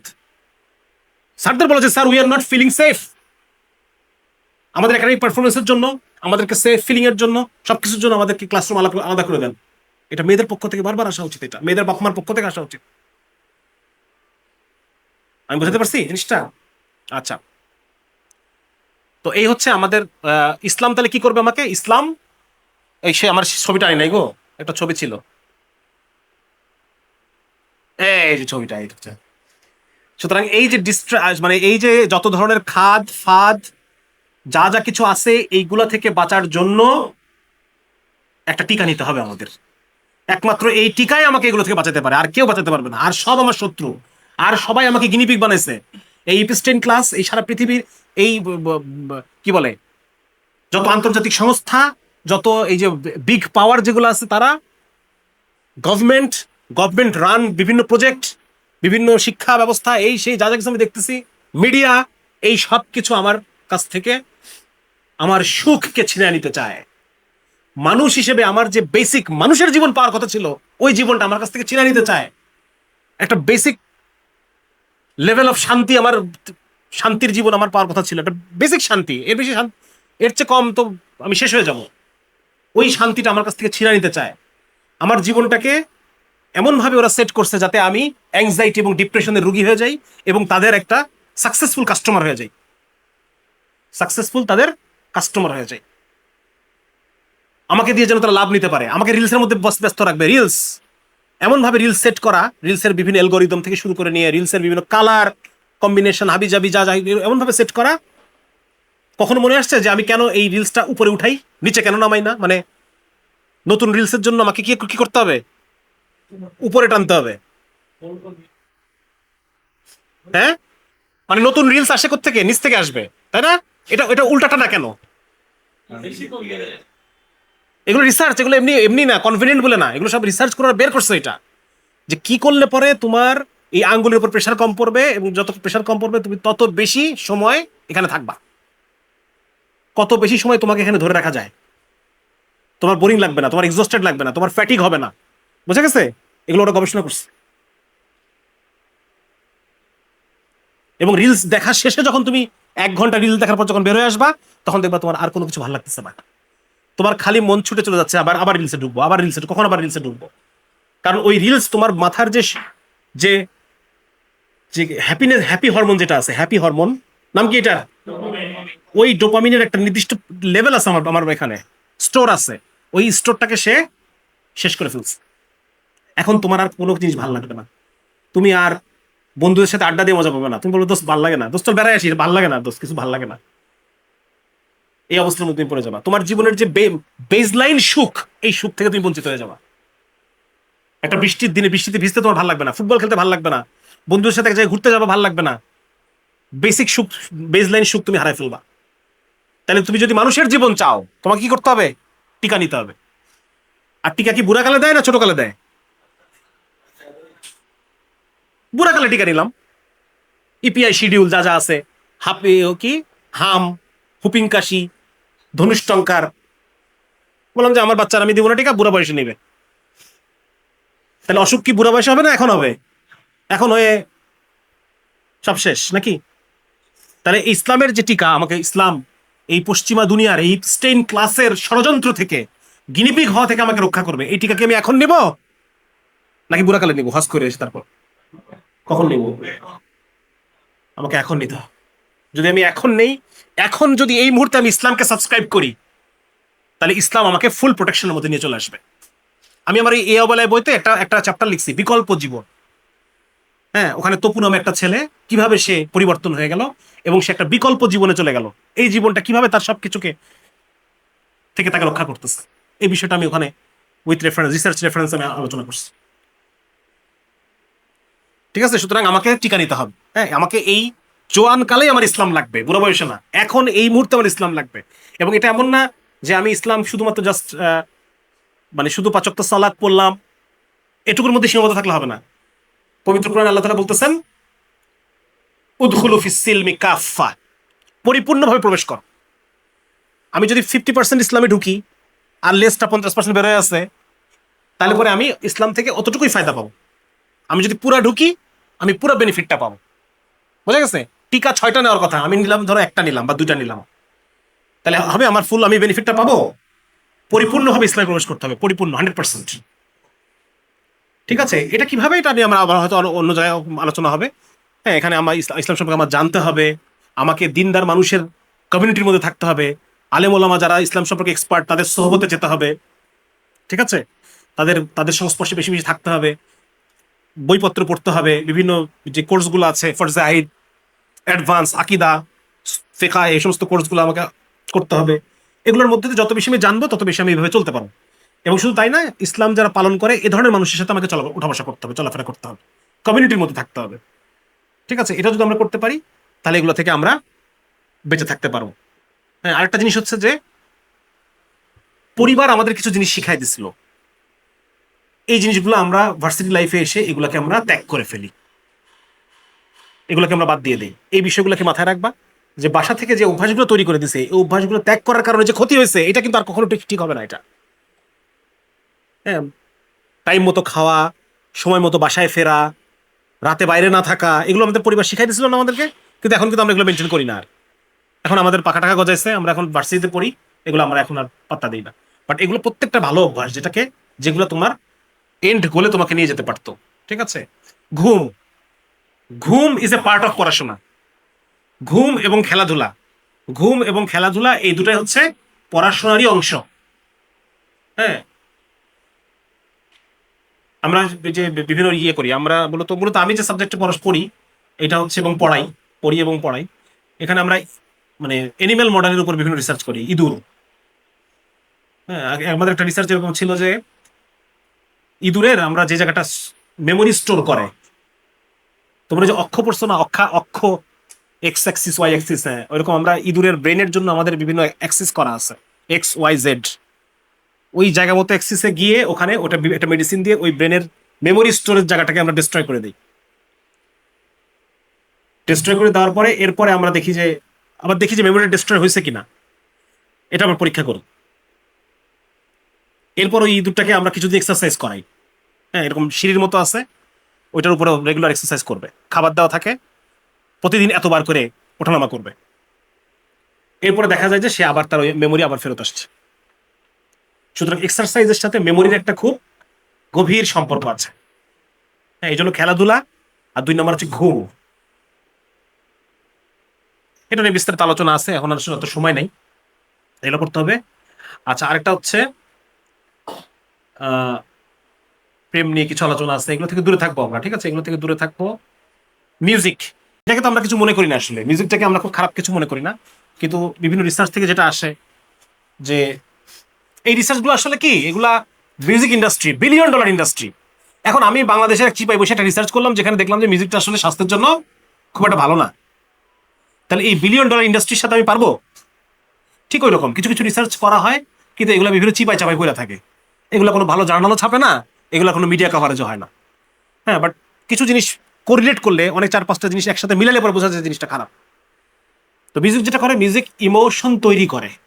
মিউজিক ইমোশন, তোমার লাইফে কোনো কষ্ট নাই, তুমি সোনার চামচ দিয়ে বড় হয়েছো, ঠিক আছে, তুমি একদম খুব ভালো আছো, তোমার প্রতি মাসে বাপ টাকা দেয়, বাপের হোটেলে খাও, বাপের হোটেলে ঘুমাও, কোনো টেনশন নেই, পেরেশানি নেই। কিন্তু তুমি যদি একটা দুঃখের গান শোনো, হ্যাঁ, দেখবা যে কোত্থেকে যেন তোমার অন্তরের মধ্যে কিছু মেলানকলি, যেন তোমার কতই না কষ্ট লাইফে, তোমার কাছে যেন মনে হবে এটা। এবং এটা গবেষণা করে বের করছে যে মিউজিক ক্যান জেনারেট ইমোশন। কোনো দুঃখের কারণ নাই, কিন্তু সে একটা, তাহলে যার দুঃখের কারণ আছে, যে ধরো শেখা খেয়ে বেকার হয়ে গেছে, এখন এই যখন মানে ও প্রিয়া ও প্রিয়া তুমি কোথায়, এটা শুনতে থাকবে, তাহলে কি তার আরো ভালো লাগবে? মানে আরো সে খারাপ হবে, আরো খারাপ হয়ে থাকবে, আরো খারাপ হবে। এই জন্য আলেমরা উদাহরণ দেয়, মিউজিক হচ্ছে চুলকানির মতো, চুলকাইতে খুব ভালো লাগে, কিন্তু যখন চুলকানিটা শেষ হয়ে গেল এবার জ্বলতে থাকে। হ্যাঁ, মিউজিক হচ্ছে ওইটা। এবং মিউজিক ঠিক সে মানে মাদক ঠিক যেখানে হিট করে আমাদের ব্রেনে, যে ডোপামিন সার্কিটটাকে হিট করে, মিউজিক ওখানে হিট করে, ওই একই সার্কিটে কাজ করে। সুতরাং মিউজিক মানে মনে হতে পারে যে আমি একটু সাময়িক রিলিফ পাচ্ছি, কিন্তু আমি রিলিফ পাচ্ছি না, আমি আরো আমার নিজের যে ইমোশনাল ড্যামেজ আরো বেশি হচ্ছে। এগুলো নিয়ে বিভিন্ন আলোচনা আছে ওই বইয়ের মধ্যে। সোশ্যাল মিডিয়াটাকে একটা কন্ট্রোলের মধ্যে এনে ফেলতে হবে। যদি আমি রিলস দেখিও, আমি প্রতিদিন আধা ঘন্টা সময় রিলস দেখবো, নির্দিষ্ট সময় দেখবো, এর আগে দেখবো না। ঠিক আছে, এরকম ভাবে আমাকে এই ডিজিটাল এডিকশন, এখান থেকে আমাকে উঠতে হবে। নাহলে পরে কিন্তু আমি জীবনের যে যে প্রকৃত শান্তি, এই শান্তি আমি কখনো খুঁজে পাবো না। এই ডিজিটাল এডিকশন থেকে আমাকে বেরিয়ে আসতে হবে। এগুলো পড়ে তোমরা আস্তে আস্তে পড়ে নিও। আধুনিকতার গল্প এখানে আমি দেখাইছি যে বর্তমানে যে আধুনিকতা বলতে যেটাকে আমরা বুঝি। কিছুদিন আগে তো শারিয়া আইন নিয়ে অনলাইনে প্রচুর আলোচনা হলো না? হ্যাঁ, এখানে কিছু কিছু মানুষ বলতে চায় যে আইসল্যান্ড, ডেনমার্ক, নরওয়ে, ফিনল্যান্ড, ওখানে কত সিকিউরিটি, কত নিরাপত্তা, ওখানে কত শরিয়া আইন নাই, তাহলে ওখানে কিভাবে এত কিছু হইলো? মানে মানুষের যখন মেরুদণ্ড থাকে না, you can stand for nothing, মেরুদণ্ড নাই, মানে মেরুদণ্ডহীন চিন্তা এবং মানে মূর্খতার কত মানে শেষ পর্যায়ে চলে গেলে এই ধরনের চিন্তা ভাবনাগুলো করা যায় আসলে। কারণ হচ্ছে এদের দেশে রেপ রেট অনেক হাই। ইভেন যারা প্রস্টিটিউট তারা পর্যন্ত রেপের শিকার হয়, প্রস্টিটিউটের পর্যন্ত রেপের শিকার হয় এই সমস্ত দেশে। মানে ওইসে কি, যেই প্যারামিটার গুলো ধরলে তাদের দেশগুলো অনিরাপদ হিসেবে প্রতিষ্ঠিত হয়, ওই প্যারামিটার গুলো বাদ দিয়ে দেয়। আমি বুঝতে পারছি। হ্যাঁ, মনে করো যে আমার আর ওর মধ্যে মাপা হচ্ছে যে কে বেটার, কে বেশি ভালো। তো আমি দেখা যাচ্ছে যে লম্বায় খাটো, আমার রেজাল্টও ভালো না। তো লম্বার রেজাল্ট এই দুটো জিনিস হিসাবের বাইরে বের করে দিই, যেগুলোতে আমি খারাপ ওই প্যারামিটার গুলো বের করে দেব। বুঝতে পারছো ব্যাপারটা? এই কাজগুলো করে এই দেশগুলোর ক্ষেত্রে ওরা। এই দেশে যে ব্যভিচার বেশি, এই দেশে যে ডিভোর্স রেট হাই, এই দেশে যে এই যে সিঙ্গেল প্যারেন্ট ফ্যামিলির বাচ্চা কাচ্চাগুলোর মধ্যে যে মেন্টাল ডিপ্রেশন, হ্যাঁ, এই দেশে যে রেপ রেট অনেক হাই, এগুলোকে বিভিন্নভাবে এরা ধামাচাপা দিয়ে দিয়ে দেখায়। আর দুই নম্বর হচ্ছে প্রত্যেকটা দেশ এরা কলোনিয়াল পাওয়ার, উপনিবেশী রাষ্ট্র, পৃথিবীর কোনো না কোনো দেশকে চুষে সম্পদ চুরি করে ডাকাতি করে এরা নিজের দেশকে উন্নত করছে। আমার দেশে যখন অনেক টাকা আছে, আমি স্বাভাবিকভাবে এখানে বেকার ভাতা দেই, তাহলে একটা চোর চুরি কেন করবে? আমি বুঝতে পারছি। যারা বেকার তাদেরকে আমি বেকার ভাতা দিচ্ছি, ফিনান্সিয়াল ইনসিকিউরিটি বলে কিছু নাই। একটা মানুষ জানে যে আমি যদি বুড়া হয়ে যাই, রাষ্ট্র আমার দায়িত্ব নিবে, আমাকে বেকার ভাতা দিবে, আমাকে এই স্বাস্থ্য বীমা দিবে, এ দিবে, ও দিবে, তা দিবে, বহুত কিছু দিবে। তাহলে স্বাভাবিকভাবে এই দেশের মানুষের চুরি ডাকাতি করার প্রবণতা, দুর্নীতি করার প্রবণতা কম থাকবে। কিন্তু ওরা যে টাকা দিয়ে মানুষকে বেনিফিট দিচ্ছে, এই টাকাটা আসছে কোত্থেকে? কার কাছ থেকে চুরি করছে? এ তো আমার টাকা। এই দুইটা জিনিস ওরা স্কিপ করে যায়। তো যার কারণে আজকে পশ্চিমা দুনিয়া যে আধুনিকতার গল্প আমাদেরকে শোনায়, এটা উন্নত সভ্যতার গল্প শোনায়, এই সভ্যতার পিছনে একটা অসভ্যতার গল্প আছে। বোঝা গেল? অসভ্যতার গল্প। আমরা তো জাস্ট মনে করি যে ব্রিটিশরা আমাদেরকে শাসন করছে। তারা আমাদেরকে শাসন করছে না, তারা 100 বছরে 33টা দুর্ভিক্ষে 4 কোটি মানুষকে হত্যা করছে। 4 কোটি মানুষকে তারা হত্যা করছে এই বাংলাদেশে, আমার তোমার বাপ দাদাদের। তাহলে এইগুলোকে যদি আমরা মনে করি 4 কোটি মানে কি, 4 কোটি কম মনে হচ্ছে? 4 কোটি মানুষ একটা মাঠে 4 কোটি মানুষ দাঁড় করাও, দেখো কত কত বড় হয় এটা। তাহলে এই সভ্যতাগুলোকে আমরা রেসপেক্ট কিভাবে আসে আমার অন্তরের মধ্যে? এদেরকে আমার রেসপেক্ট করার কথা? এই আমেরিকা, এই ইংল্যান্ড, এদের কি রেসপেক্ট করার কথা? আজকে দেখা যাচ্ছে একটা কথা বলি, শুনতে খারাপ শোনা যাবে, আমরা অনেকে আর্জেন্টিনার ফ্যান আছি, অনেকে ব্রাজিলের ফ্যান আছি। এই রাষ্ট্রগুলা, এই দেশগুলা কেমন দেশ আসলে? মানে ইন এনি অ্যাঙ্গেল আমি বলতে চাচ্ছি যে, হ্যাঁ, অনেকে বলতে পারে যে ভাই এগুলো তো জাস্ট খেলা। ভাই, মুসলমানের জীবনে কি জাস্ট খেলা বলে কিছু থাকা উচিত?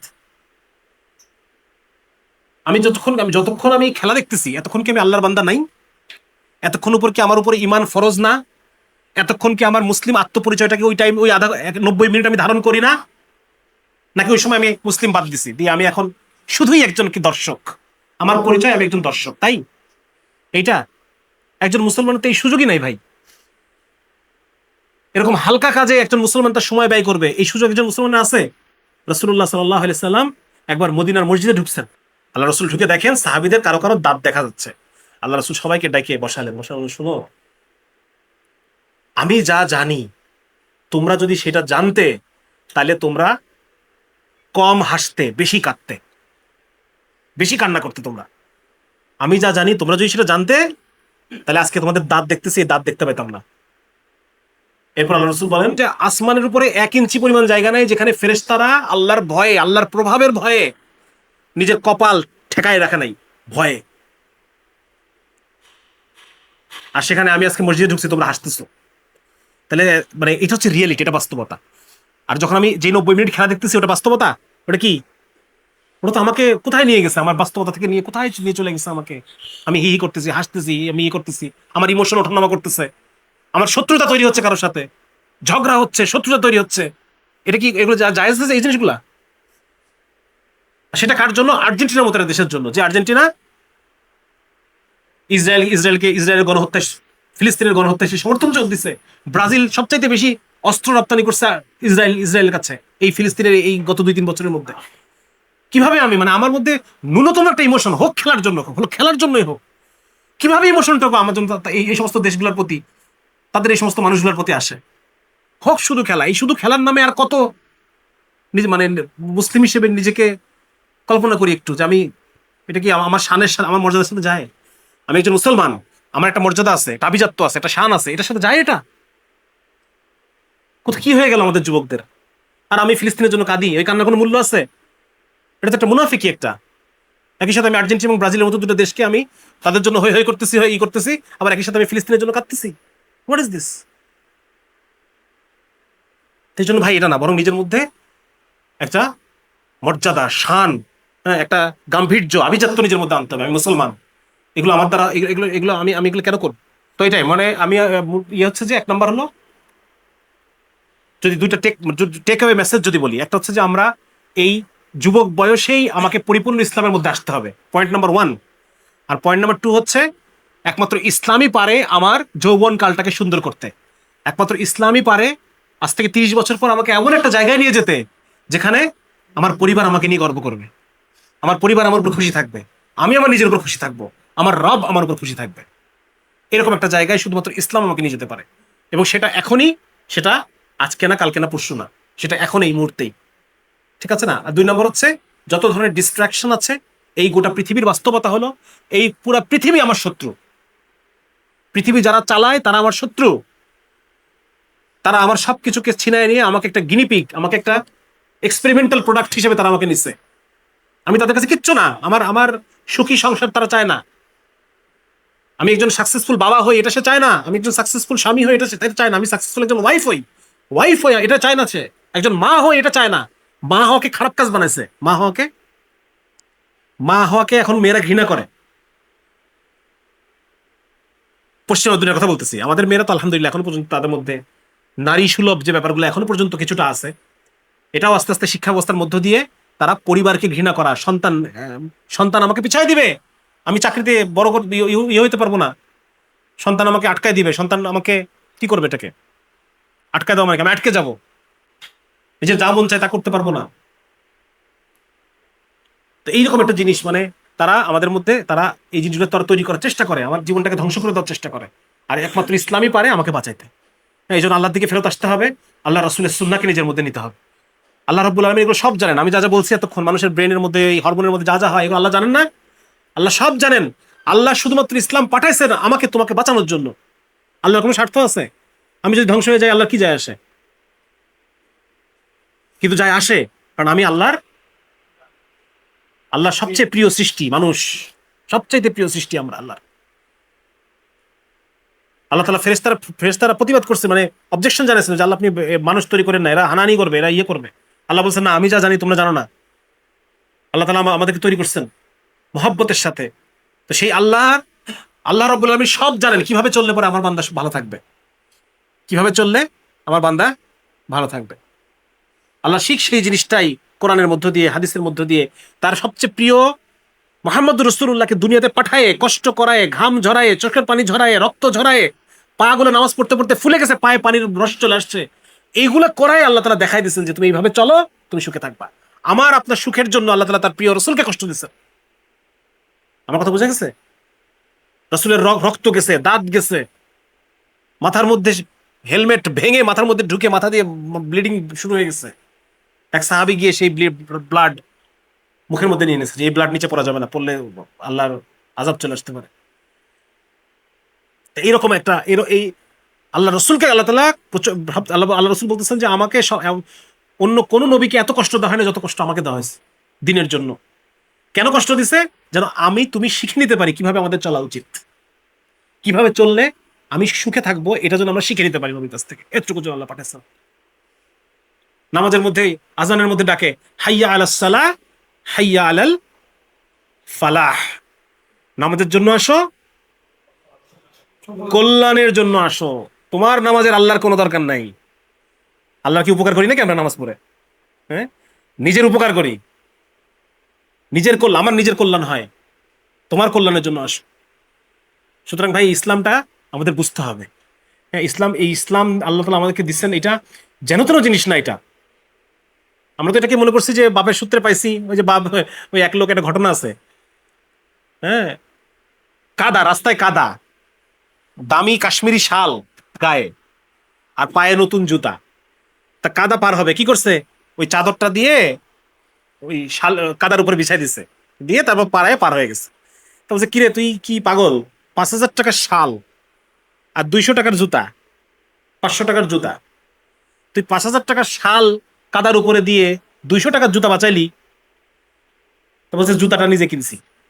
জুতাটা, জুতা নিজে কিনছে, আর এই শাল হলো বাপের, বাপের দেওয়া।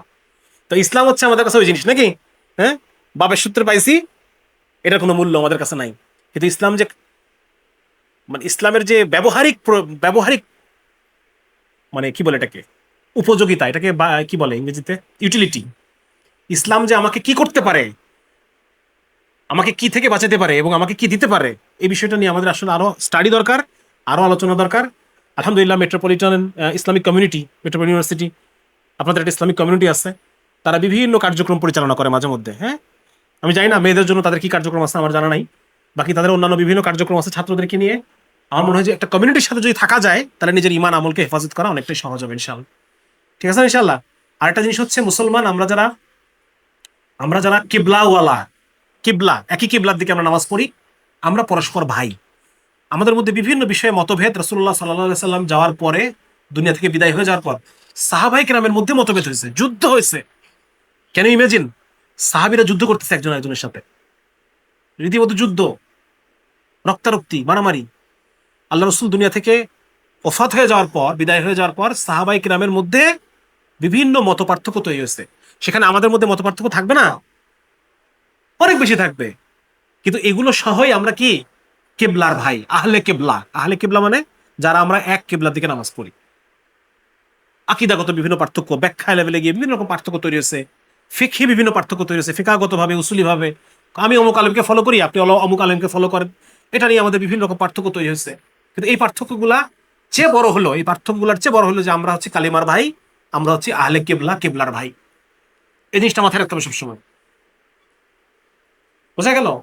এবং এই এই সূত্রে আমাদেরকে এক হয়ে আমরা এই ইসলামিক কমিউনিটি যেটা, এই কমিউনিটিতে আমরা একসাথে আমরা কিছু কাজ করব, মেহনত করব, এবং একটা পরিবেশ তৈরি করবো। এই ক্যাম্পাসের মধ্যে একটা পরিবেশ আমরা তৈরি করব যাতে করে মানুষ ইসলামের দিকে আসতে পারে। ইসলাম বান্ধব একটা পরিবেশ তৈরি করতে হবে। বুঝা গেল? এই জন্য আমাদের একসাথে কাজ করতে হবে। আর একইভাবে মেয়েদের জন্য কিছু প্রোগ্রাম, মান্থলি কিছু প্রোগ্রাম রাখা উচিত আমার মতে। কারণ আমরা আমাদের মানে বোনদের কাছে আসলে ইসলামের, আমরা তাও জুমার দিনে যাই একটু ক্ষুদ্র শুনি, কিন্তু এই বেচারীরা দিনের পর দিন, বছরের পর বছর যায়, খুব একটা কিছু শুনতে পারে না। ঠিক আছে না? বোনদেরকে উদ্দেশ্য করে বলবো, আপনারা ইউটিউবে কিছু ভালো ভালো চ্যানেল আছে, এগুলোর দিকে আপনারা যে ফিরতে পারেন। বাসিরা একটা চ্যানেল আছে, সুন্দর বাসিরা। হ্যাঁ, তারপর যে রেইন ড্রপস নামে একটা চ্যানেল আছে, ওখানে সিরাত থেকে শুরু করে নিয়ে পরকালের পথে যাত্রা, এরকম বিভিন্ন রকম লেকচার টেকচারগুলো আছে, এগুলো আপনারা শুনতে পারেন। আর আমার শেখ কিছুদিন আগে আসছিলেন, শেখ উমায়ের কুব্বাদি হাফিজাহুল্লাহ, ওনার একটা ইউটিউব চ্যানেল আছে, ওনার চ্যানেলে এগুলো খুব কাজে দেয়। আমার খুব অন্তরে প্রভাব লাগে ওনার কথাগুলো। হ্যাঁ, কি বিশেষ করে যুবকদের উদ্দেশ্যে উনি কথা বলেন, উনিও নিজেও কম বয়স, যুবকদের উদ্দেশ্যে কথা বলেন।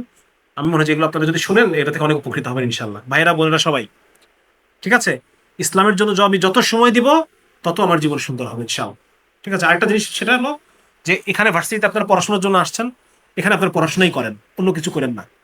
হ্যাঁ, এই ছেলে মেয়ে ফ্রি মিক্সিং, এটা তো শয়তান চাবেই যে এরা একসাথে হোক, আগুন আর পেট্রোল একসাথে জ্বলে পুড়ে শেষ হয়ে যাক, তাহলে আমার ব্যবসা মেরে যাবে, এটা তো ওরা চাবে। কিন্তু আমরা চেষ্টা করবো যে যতটা সম্ভব ফ্রি মিক্সিংটাকে অ্যাভয়েড করতে পারি এবং শুধুমাত্র পড়াশোনাটাই করতে পারি, এটা আমরা চেষ্টা করবো ইনশাল্লাহ। হ্যাঁ, যারা বিভিন্ন সাবজেক্টে পড়াশোনা করছেন, আপনারা পড়াশোনার পরিধি বাড়াবেন। স্যাররা তো একটা বইয়ের কথা বলে, আপনাকে আরো 4-5টা বই, আরো আর্টিকেল পড়তে হবে। ভার্সিটির উদ্দেশ্য এটা, ভার্সিটির উদ্দেশ্য শুধু একটা সার্টিফিকেট না। হ্যাঁ, আপনারা যে আমরা ছোটবেলায়, আমি তো ঘন্টার পর ঘন্টা খেলতাম, এজ অফ এম্পায়ার্স খেলতাম, এজ অফ এম্পায়ার্স। এখন কি গেমটা আছে কিনা আমি জানি না, হ্যাঁ থাকতে পারে। এজ অফ এম্পায়ার্স 3 পর্যন্ত ছিল আমাদের। ওই যে বিভিন্ন বাড়ি টাড়ি বানায়, ক্ষেত খামার বানায়, আস্তে আস্তে সিভিলাইজেশন আপগ্রেড করে, দুর্গ বানায়, এরকম একটা কিছু গেম টেম আছে না? এগুলো ইংরেজিতে কি বলে এগুলারে? স্ট্র্যাটেজি গেম না কি জানি বলে, হ্যাঁ এইসব কি জানি বলে। আচ্ছা যাই হোক, তো এগুলো খেলতাম, ওগুলাতে ইউনিভার্সিটি তৈরি করা যেত। ইউনিভার্সিটির কাজ হচ্ছে ইউনিভার্সিটিতে যখন তৈরি করব, ওইখানে সভ্যতাটাকে আপগ্রেড করা যেত। বিভিন্ন সায়েন্স এবং টেকনোলজি, বিভিন্ন রিসার্চ হইতো, 5টা রিসার্চ করার পরে তুমি নেক্সট লেভেলে যেতে পারবা, সভ্যতা লেভেলটা আপগ্রেড হয়ে যেত। হঠাৎ করে দেখা যায় বাড়ি ঘরের চেহারা চেঞ্জ হয়ে যেত, সৈন্যদের গায়ের পোশাক টোশাক চেঞ্জ হয়ে যেত। আমি কি বোঝাতে চাচ্ছি বুঝতেছেন কিনা আপনারা? যে আপনারা তো গেম টেম খেলেন কিনা, না শুধু রিলস দেখেন? আমরা তো গেম খেলতাম 4-5 ঘন্টা ধরে একটানা। হ্যাঁ, তো ইউনিভার্সিটির কাজ হচ্ছে নলেজ জেনারেট করা, জ্ঞান উৎপাদন করা এবং সিভিলাইজেশনকে পরের ধাপে নিয়ে যাওয়া। আপনারা যারা সিএসসি পড়তেছেন, কেউ ট্রিপলি পড়তেছেন, নিজের পড়াটাকে খুব ভালোভাবে পড়েন। হ্যাঁ, এবং পড়ার পরে অতিরিক্ত স্কিল, অতিরিক্ত কিছু জিনিস অর্জন করেন, বাইরের পড়াশোনা করেন, আরো অতিরিক্ত পড়েন। এই যে কিছু জিনিস টার্ম বললাম, এগুলো পড়েন, পাঠচক্র করেন। হ্যাঁ, সেই সাথে যেমন একটা ছেলে ওই যে মারা গেল, জুলাই যুদ্ধে একজন একটা ছেলে মারা গেল, ইন্টার ফার্স্ট ইয়ারে পড়তো, সে অলরেডি ড্রোনের উপর তার, পরে কিন্তু ইন্টার ফার্স্ট ইয়ারে রেসিডেন্সিয়ালে পড়ে। কি নাম জানো ছেলেটার? ফারহান, ফারহান, হ্যাঁ ফারহান। পরে কিন্তু ক্লাস 11-এ না 12-এ পড়ে, কিন্তু অলরেডি সে কিন্তু ড্রোন বানানোর বড় বড় প্রজেক্টে কিন্তু সে ইনভলভ হয়ে যাচ্ছিল বা গেছিল, বা তার এক্সপার্টাইজ কিন্তু ডেভেলপ করে ফেলছে ক্লাস 11-এ পড়ে একটা ছেলে। তাহলে আপনারা যারা এখানে ট্রিপলি পড়েন, সিএসসি পড়েন, আপনারাও এই দিক দিয়ে আপনাদের নিজ নিজ যোগ্যতাকে আরো বেশি বাড়ায় ফেলেন। একসময় দেখবেন আল্লাহ তালা কাজ নিয়ে নেবে, একসময় আল্লাহ তালা ঠিক দেখবেন কাজ নিয়ে নেবে। আইদার আপনাকে ইসলামের পক্ষে কাজ করার সুযোগ করে দিবে, অথবা ইসলামের ভূমিতে হিজরত করার সুযোগ আল্লাহ তালা করে দিবে। সেখানে আপনার এই জ্ঞানটা কাজে লাগবে, শত্রুর বিরুদ্ধে কাজে লাগবে। এই জন্য আপনারা পড়াশোনাকে বাড়ান, এটার মধ্যেই ফোকাস থাকেন। এই প্রেম ট্রেম হাবি জাবি, বিশ্বকাপ, বিশ্বপাপ, মিউজিক, এইগুলোর দিকে কম ফোকাস দেন। ঠিক আছে ইনশাল্লাহ? একটা সময় দেখবেন আল্লাহ তালা আপনাদের এই জ্ঞানটাকে ইসলামের পক্ষে ব্যবহার করবেন ইনশাল্লাহ। ফোকাস থাকেন, লাইফে ফোকাস থাকেন, ডিফোকাস হওয়ার বিষয়গুলোকে এড়ায় চলেন। এই মোবাইলে কম সময় দেন, মোবাইলে আপনি কতটুকু সময় দিবেন এটা আপনার ফিক্স থাকবে, যে আমি এতটা থেকে এতটা পর্যন্ত আধা ঘন্টা ফেসবুক চালাবো, এতটা থেকে এতটা পর্যন্ত আধা ঘন্টা ইউটিউব রিলস দেখবো, এটা ফিক্সড। এটা যখন আপনি মেনটেন করার চেষ্টা করবেন, প্রতি সপ্তাহে নতুন নতুন রুটিন করবেন। ঠিক আছে? প্রতি সপ্তাহে রুটিন করলে কি হয়? শুক্রবারে রুটিন করলেন, শনি রবি সোম ভালো যাবে, মঙ্গল বুধ বৃহস্পতি আবার যা তাই হয়ে যাবে। তাহলে লাভের মধ্যে কি লাভ? সপ্তাহে 3টা দিন আপনার প্রোডাক্টিভ কাটবে। এই জন্য প্রতি সপ্তাহে যদি আর রুটিন যদি না করেন, তাহলে পুরো সপ্তাহে ওইরকম এলোমেলো চলে যাবে। এই জন্য এটা করেন ইনশাল্লাহ। আর হচ্ছে ওই যে একটা কথা হচ্ছে, একজন বলছিল যে এমন ভাবে পড়াশোনা করেন যেন টিচার আপনার কাছ থেকে শিখতে পারে। এইভাবে পড়াশোনার দিকে ফোকাস দেন, নিজের সাবজেক্টটা ডিপলি পড়েন, সাথে বাইরের অ্যাসোসিয়েটিং আরো যে বিষয়গুলো দুনিয়া বোঝার জন্য দরকার, এই বিষয়গুলো আপনার পড়াশোনা করেন ইনশাআল্লাহ। ঠিক আছে? আর আমি ইনভাইট করবো আপনারা আমার বইগুলো যদি পড়েন, আমার বই সবাইকে কিনতে হবে জরুরি না, আপনারা একজন কিনে দেখা যাচ্ছে ফ্রেন্ড সার্কেলের 20 জন পড়ে ফেললেন, এটা করবেন। ঠিক আছে ইনশাল্লাহ? এটা আপনাদের একটা লাইব্রেরি করবেন, বাইরের এই বইপত্রগুলো পড়ার অভ্যাস করবেন ইনশাল্লাহ। ঠিক আছে? তাহলে খাতগুলো ধরতে পারবেন, সিদ্ধান্ত নেওয়ার ক্ষেত্রে লাইফের আপনার এগুলো অনেক কাজে দেবে। যেমন আমি আমার এই ফিলিস্তিনের যে বইটা, এই বইয়ে আমি একটা জিনিস দেখানোর চেষ্টা করছি যে ডেমোক্রেসিটা কি জিনিস। মুসলমানরা যে আজকে আমরা, মেয়েরা আছে, তারপর আমি উদাহরণটা দিয়ে দেই, যে মাঝে মধ্যে বিভিন্ন পেপারে খবর আসে যে স্বামীকে বেঁধে রেখে স্ত্রীর উপরে পাশবিক নির্যাতন চালানো হয়েছে, এরকম আসে না মাঝে মধ্যে? তো ইসরায়েলের ঠিক একই একই কাজ হচ্ছে। পুরা উম্মত মনে করেন যে আমরা হচ্ছে স্বামী, আর ফিলিস্তিন হচ্ছে আমাদের ওয়াইফ। আমাদের চোখের সামনে জাতীয়তাবাদ দিয়ে আমাদেরকে বেঁধে রাখছে, জাতীয়তাবাদ, হ্যাঁ, জাতিরাষ্ট্র, ন্যাশনাল স্টেট দিয়ে আমাদেরকে বেঁধে রাখছে, আর হচ্ছে জুলুম করতেছে আমাদের স্ত্রীর উপরে। এটা আমরা চেয়ে চেয়ে দেখতেছি। আর রশি, এই দড়িটা কি বলেন দেখি, কোন দড়ি দিয়ে বেঁধে রাখছে? হ্যাঁ, এই দড়ির নাম হচ্ছে শাসক, সরকার, মুসলিম দেশের সরকারগুলা। হ্যাঁ, এই যে ধরেন যে সৌদি আরবের, জর্ডানের, লেবাননের, ইরাকের, এরা হচ্ছে আমাদের দড়ি, আমরা হচ্ছে স্বামী, ফিলিস্তিন হচ্ছে আমাদের ওয়াইফ। তো এই হচ্ছে একটা অবস্থা, মানে জাস্ট একটা সিনারিও বললাম আর কি। হ্যাঁ, এবং ডেমোক্রেসিটা হচ্ছে এইটা আমি বিস্তারিত আলোচনা করছি, ওয়েস্টার্ন স্কলারদের রেফারেন্স আলোচনা করছি যে পশ্চিমারা ডেমোক্রেসি কিভাবে দেখে। আমি আপনি বাংলাদেশে বসে একটা নতুন সংজ্ঞা বানাইলাম, এটা এটা হবে? এটা ওরা গ্রহণ করবে কখনো? আমার মতো করে এটা বানাইলাম, না, এটা গ্রহণ করবে না। ওরা ওদের অ্যাঙ্গেল থেকে ওরা দেখবে যে তোমার ডেমোক্রেসিটাকে ঠিক আছে কিনা, ওরা স্বীকৃতি দিবে আমাকে। এটা এটা এটা ডেমোক্রেসিটা হচ্ছে এমন একটা ক্লাব, এই ক্লাবে যখন আমি ঢুকে যাব তখন ক্লাবের নিয়ম কানুন মানতে আমি বাধ্য। আমি এটা ব্যাপারটা বুঝতে পারলাম নাকি? এটা হচ্ছে একটা ক্লাব, আমি যখন এই ক্লাবের মধ্যে ঢুকবো তখন ক্লাবের নিয়ম কানুন মানতে হবে না আমাকে, এটা মানতে আমি বাধ্য। এবং নিয়ম কানুনগুলো এমনভাবে সেট করা যে কখনোই আমি আর ফিলিস্তিনের ধারে কাছে পৌঁছাতে পারবো না কোনোদিন, আমরা কোনো দেশই পারবে না। বুঝছেন? এইটা আমি খুব খুলে খুলে আমি আলোচনা করছি, এবং এটা একাডেমিক আলোচনা, এটা নিয়ে মানে করার কিছু নাই। এটা পশ্চিমা বিশ্বে এটা নিয়ে বড় বড় ক্রিটিক আছে, বড় বড় বইপত্র আছে। হ্যাঁ, এটা নিয়ে অনেক আলোচনা আছে। তো ওখান থেকে আমি বিভিন্ন আলোচনাগুলো নিয়ে এসে, এবং এটা হচ্ছে ব্যবসায়ীদের শাসন, কাদের কাদের শাসন? ব্যবসায়ীদের শাসন। এবং ওরা মানে ওয়েস্টার্ন ফিলোসফাররা দেখাইছে যে ডেমোক্রেটিক একটা একটা সমাজ বা একটা রাষ্ট্র অটোমেটিক্যালি ডিফল্ট একা একাই ক্যাপিটালিস্টদের হাতে দিয়ে দেয় সবকিছু। দুটো একই সাথে তৈরি, একই সাথে একটা একটাকে টিকায় রাখে, এবং একই মানে লেখাটা উনি এভাবে লিখছেন যে ডিজেনারেটস, western democracy ডিজেনারেটস into a plutocracy. Plutocracy মানে হচ্ছে বণিকদের শাসন, ক্যাপিটালিস্টদের শাসন, ইপস্টেন ক্লাসের শাসন। সুতরাং এখন আমাদের যা যতগুলো ডেমোক্রেটিক রাষ্ট্র, এরা ইপস্টেন ক্লাসের শাসন চলে। বুঝছেন? সুতরাং এটা আমরা জাস্ট খালি একটা আমাদের নিজের মানে অনেক হয়তো আছেন মানে যারা ইসলামিক গণতন্ত্রের ব্যাপারটাকে সাবস্ক্রাইব করেন, এবং অনেক হয়তো আছেন, বাট আপনারা বলবো যে আপনারা এই সিদ্ধান্তগুলো নেন, কোনো না কোনো কমিউনিটির সাথে থাকতেই হবে, বাট আপনারা একটু আরো স্টাডি চালান, মনটাকে খোলা রাখেন, মনটাকে খোলা রাখেন। খোলা রেখে আপনি, আমি যখন তাবলিগ করি আমি সবসময় আমার তাবলিগের যে আমার নিজের সংগঠন যেটা, এটাকে আমি সবসময় সমালোচনার উপর রাখছি। আমি 3 থেকে 4 বছর, 5-6 বছর আমি তাবলিগ খুব ভালোভাবে করছি, এবং এই টাইমে আমি মানে সমালোচনার তীরের উপরে আমি আমার নিজের মেহনতকে রাখছি যে তুমি কি ঠিক আছো শামসুল আরফিন, তুমি কি ঠিক কাজটা করতেছো, ঠিক ঠিক তোমার কি আইডিওলজি ঠিক আছে, সবসময় আমি নিজের এটা করেন। হ্যাঁ, মানে পার্টিশানিজম, মানে পার্টিশানিজম মানে হচ্ছে কি মানে দলান্ধতা, এখান এটা না হয়ে বরং নিজের দলটাকে সবসময়, নিজের অবস্থানটাকে সবসময় কোশ্চেনের উপর রাখা, জ্ঞানকে সীমাবদ্ধ না রাখা। অনেক জ্ঞান, জ্ঞানের অনেক জায়গাগুলো সব নিয়ে আমি নিজের কোশ্চেনের উপর রাখবো সবসময়। তারপর আমি সঠিক রাস্তায় পৌঁছাতে পারবো, একটা পর্যায়ে গিয়ে আমি সঠিক জায়গায় পৌঁছাতে পারবো ইনশাআল্লাহ।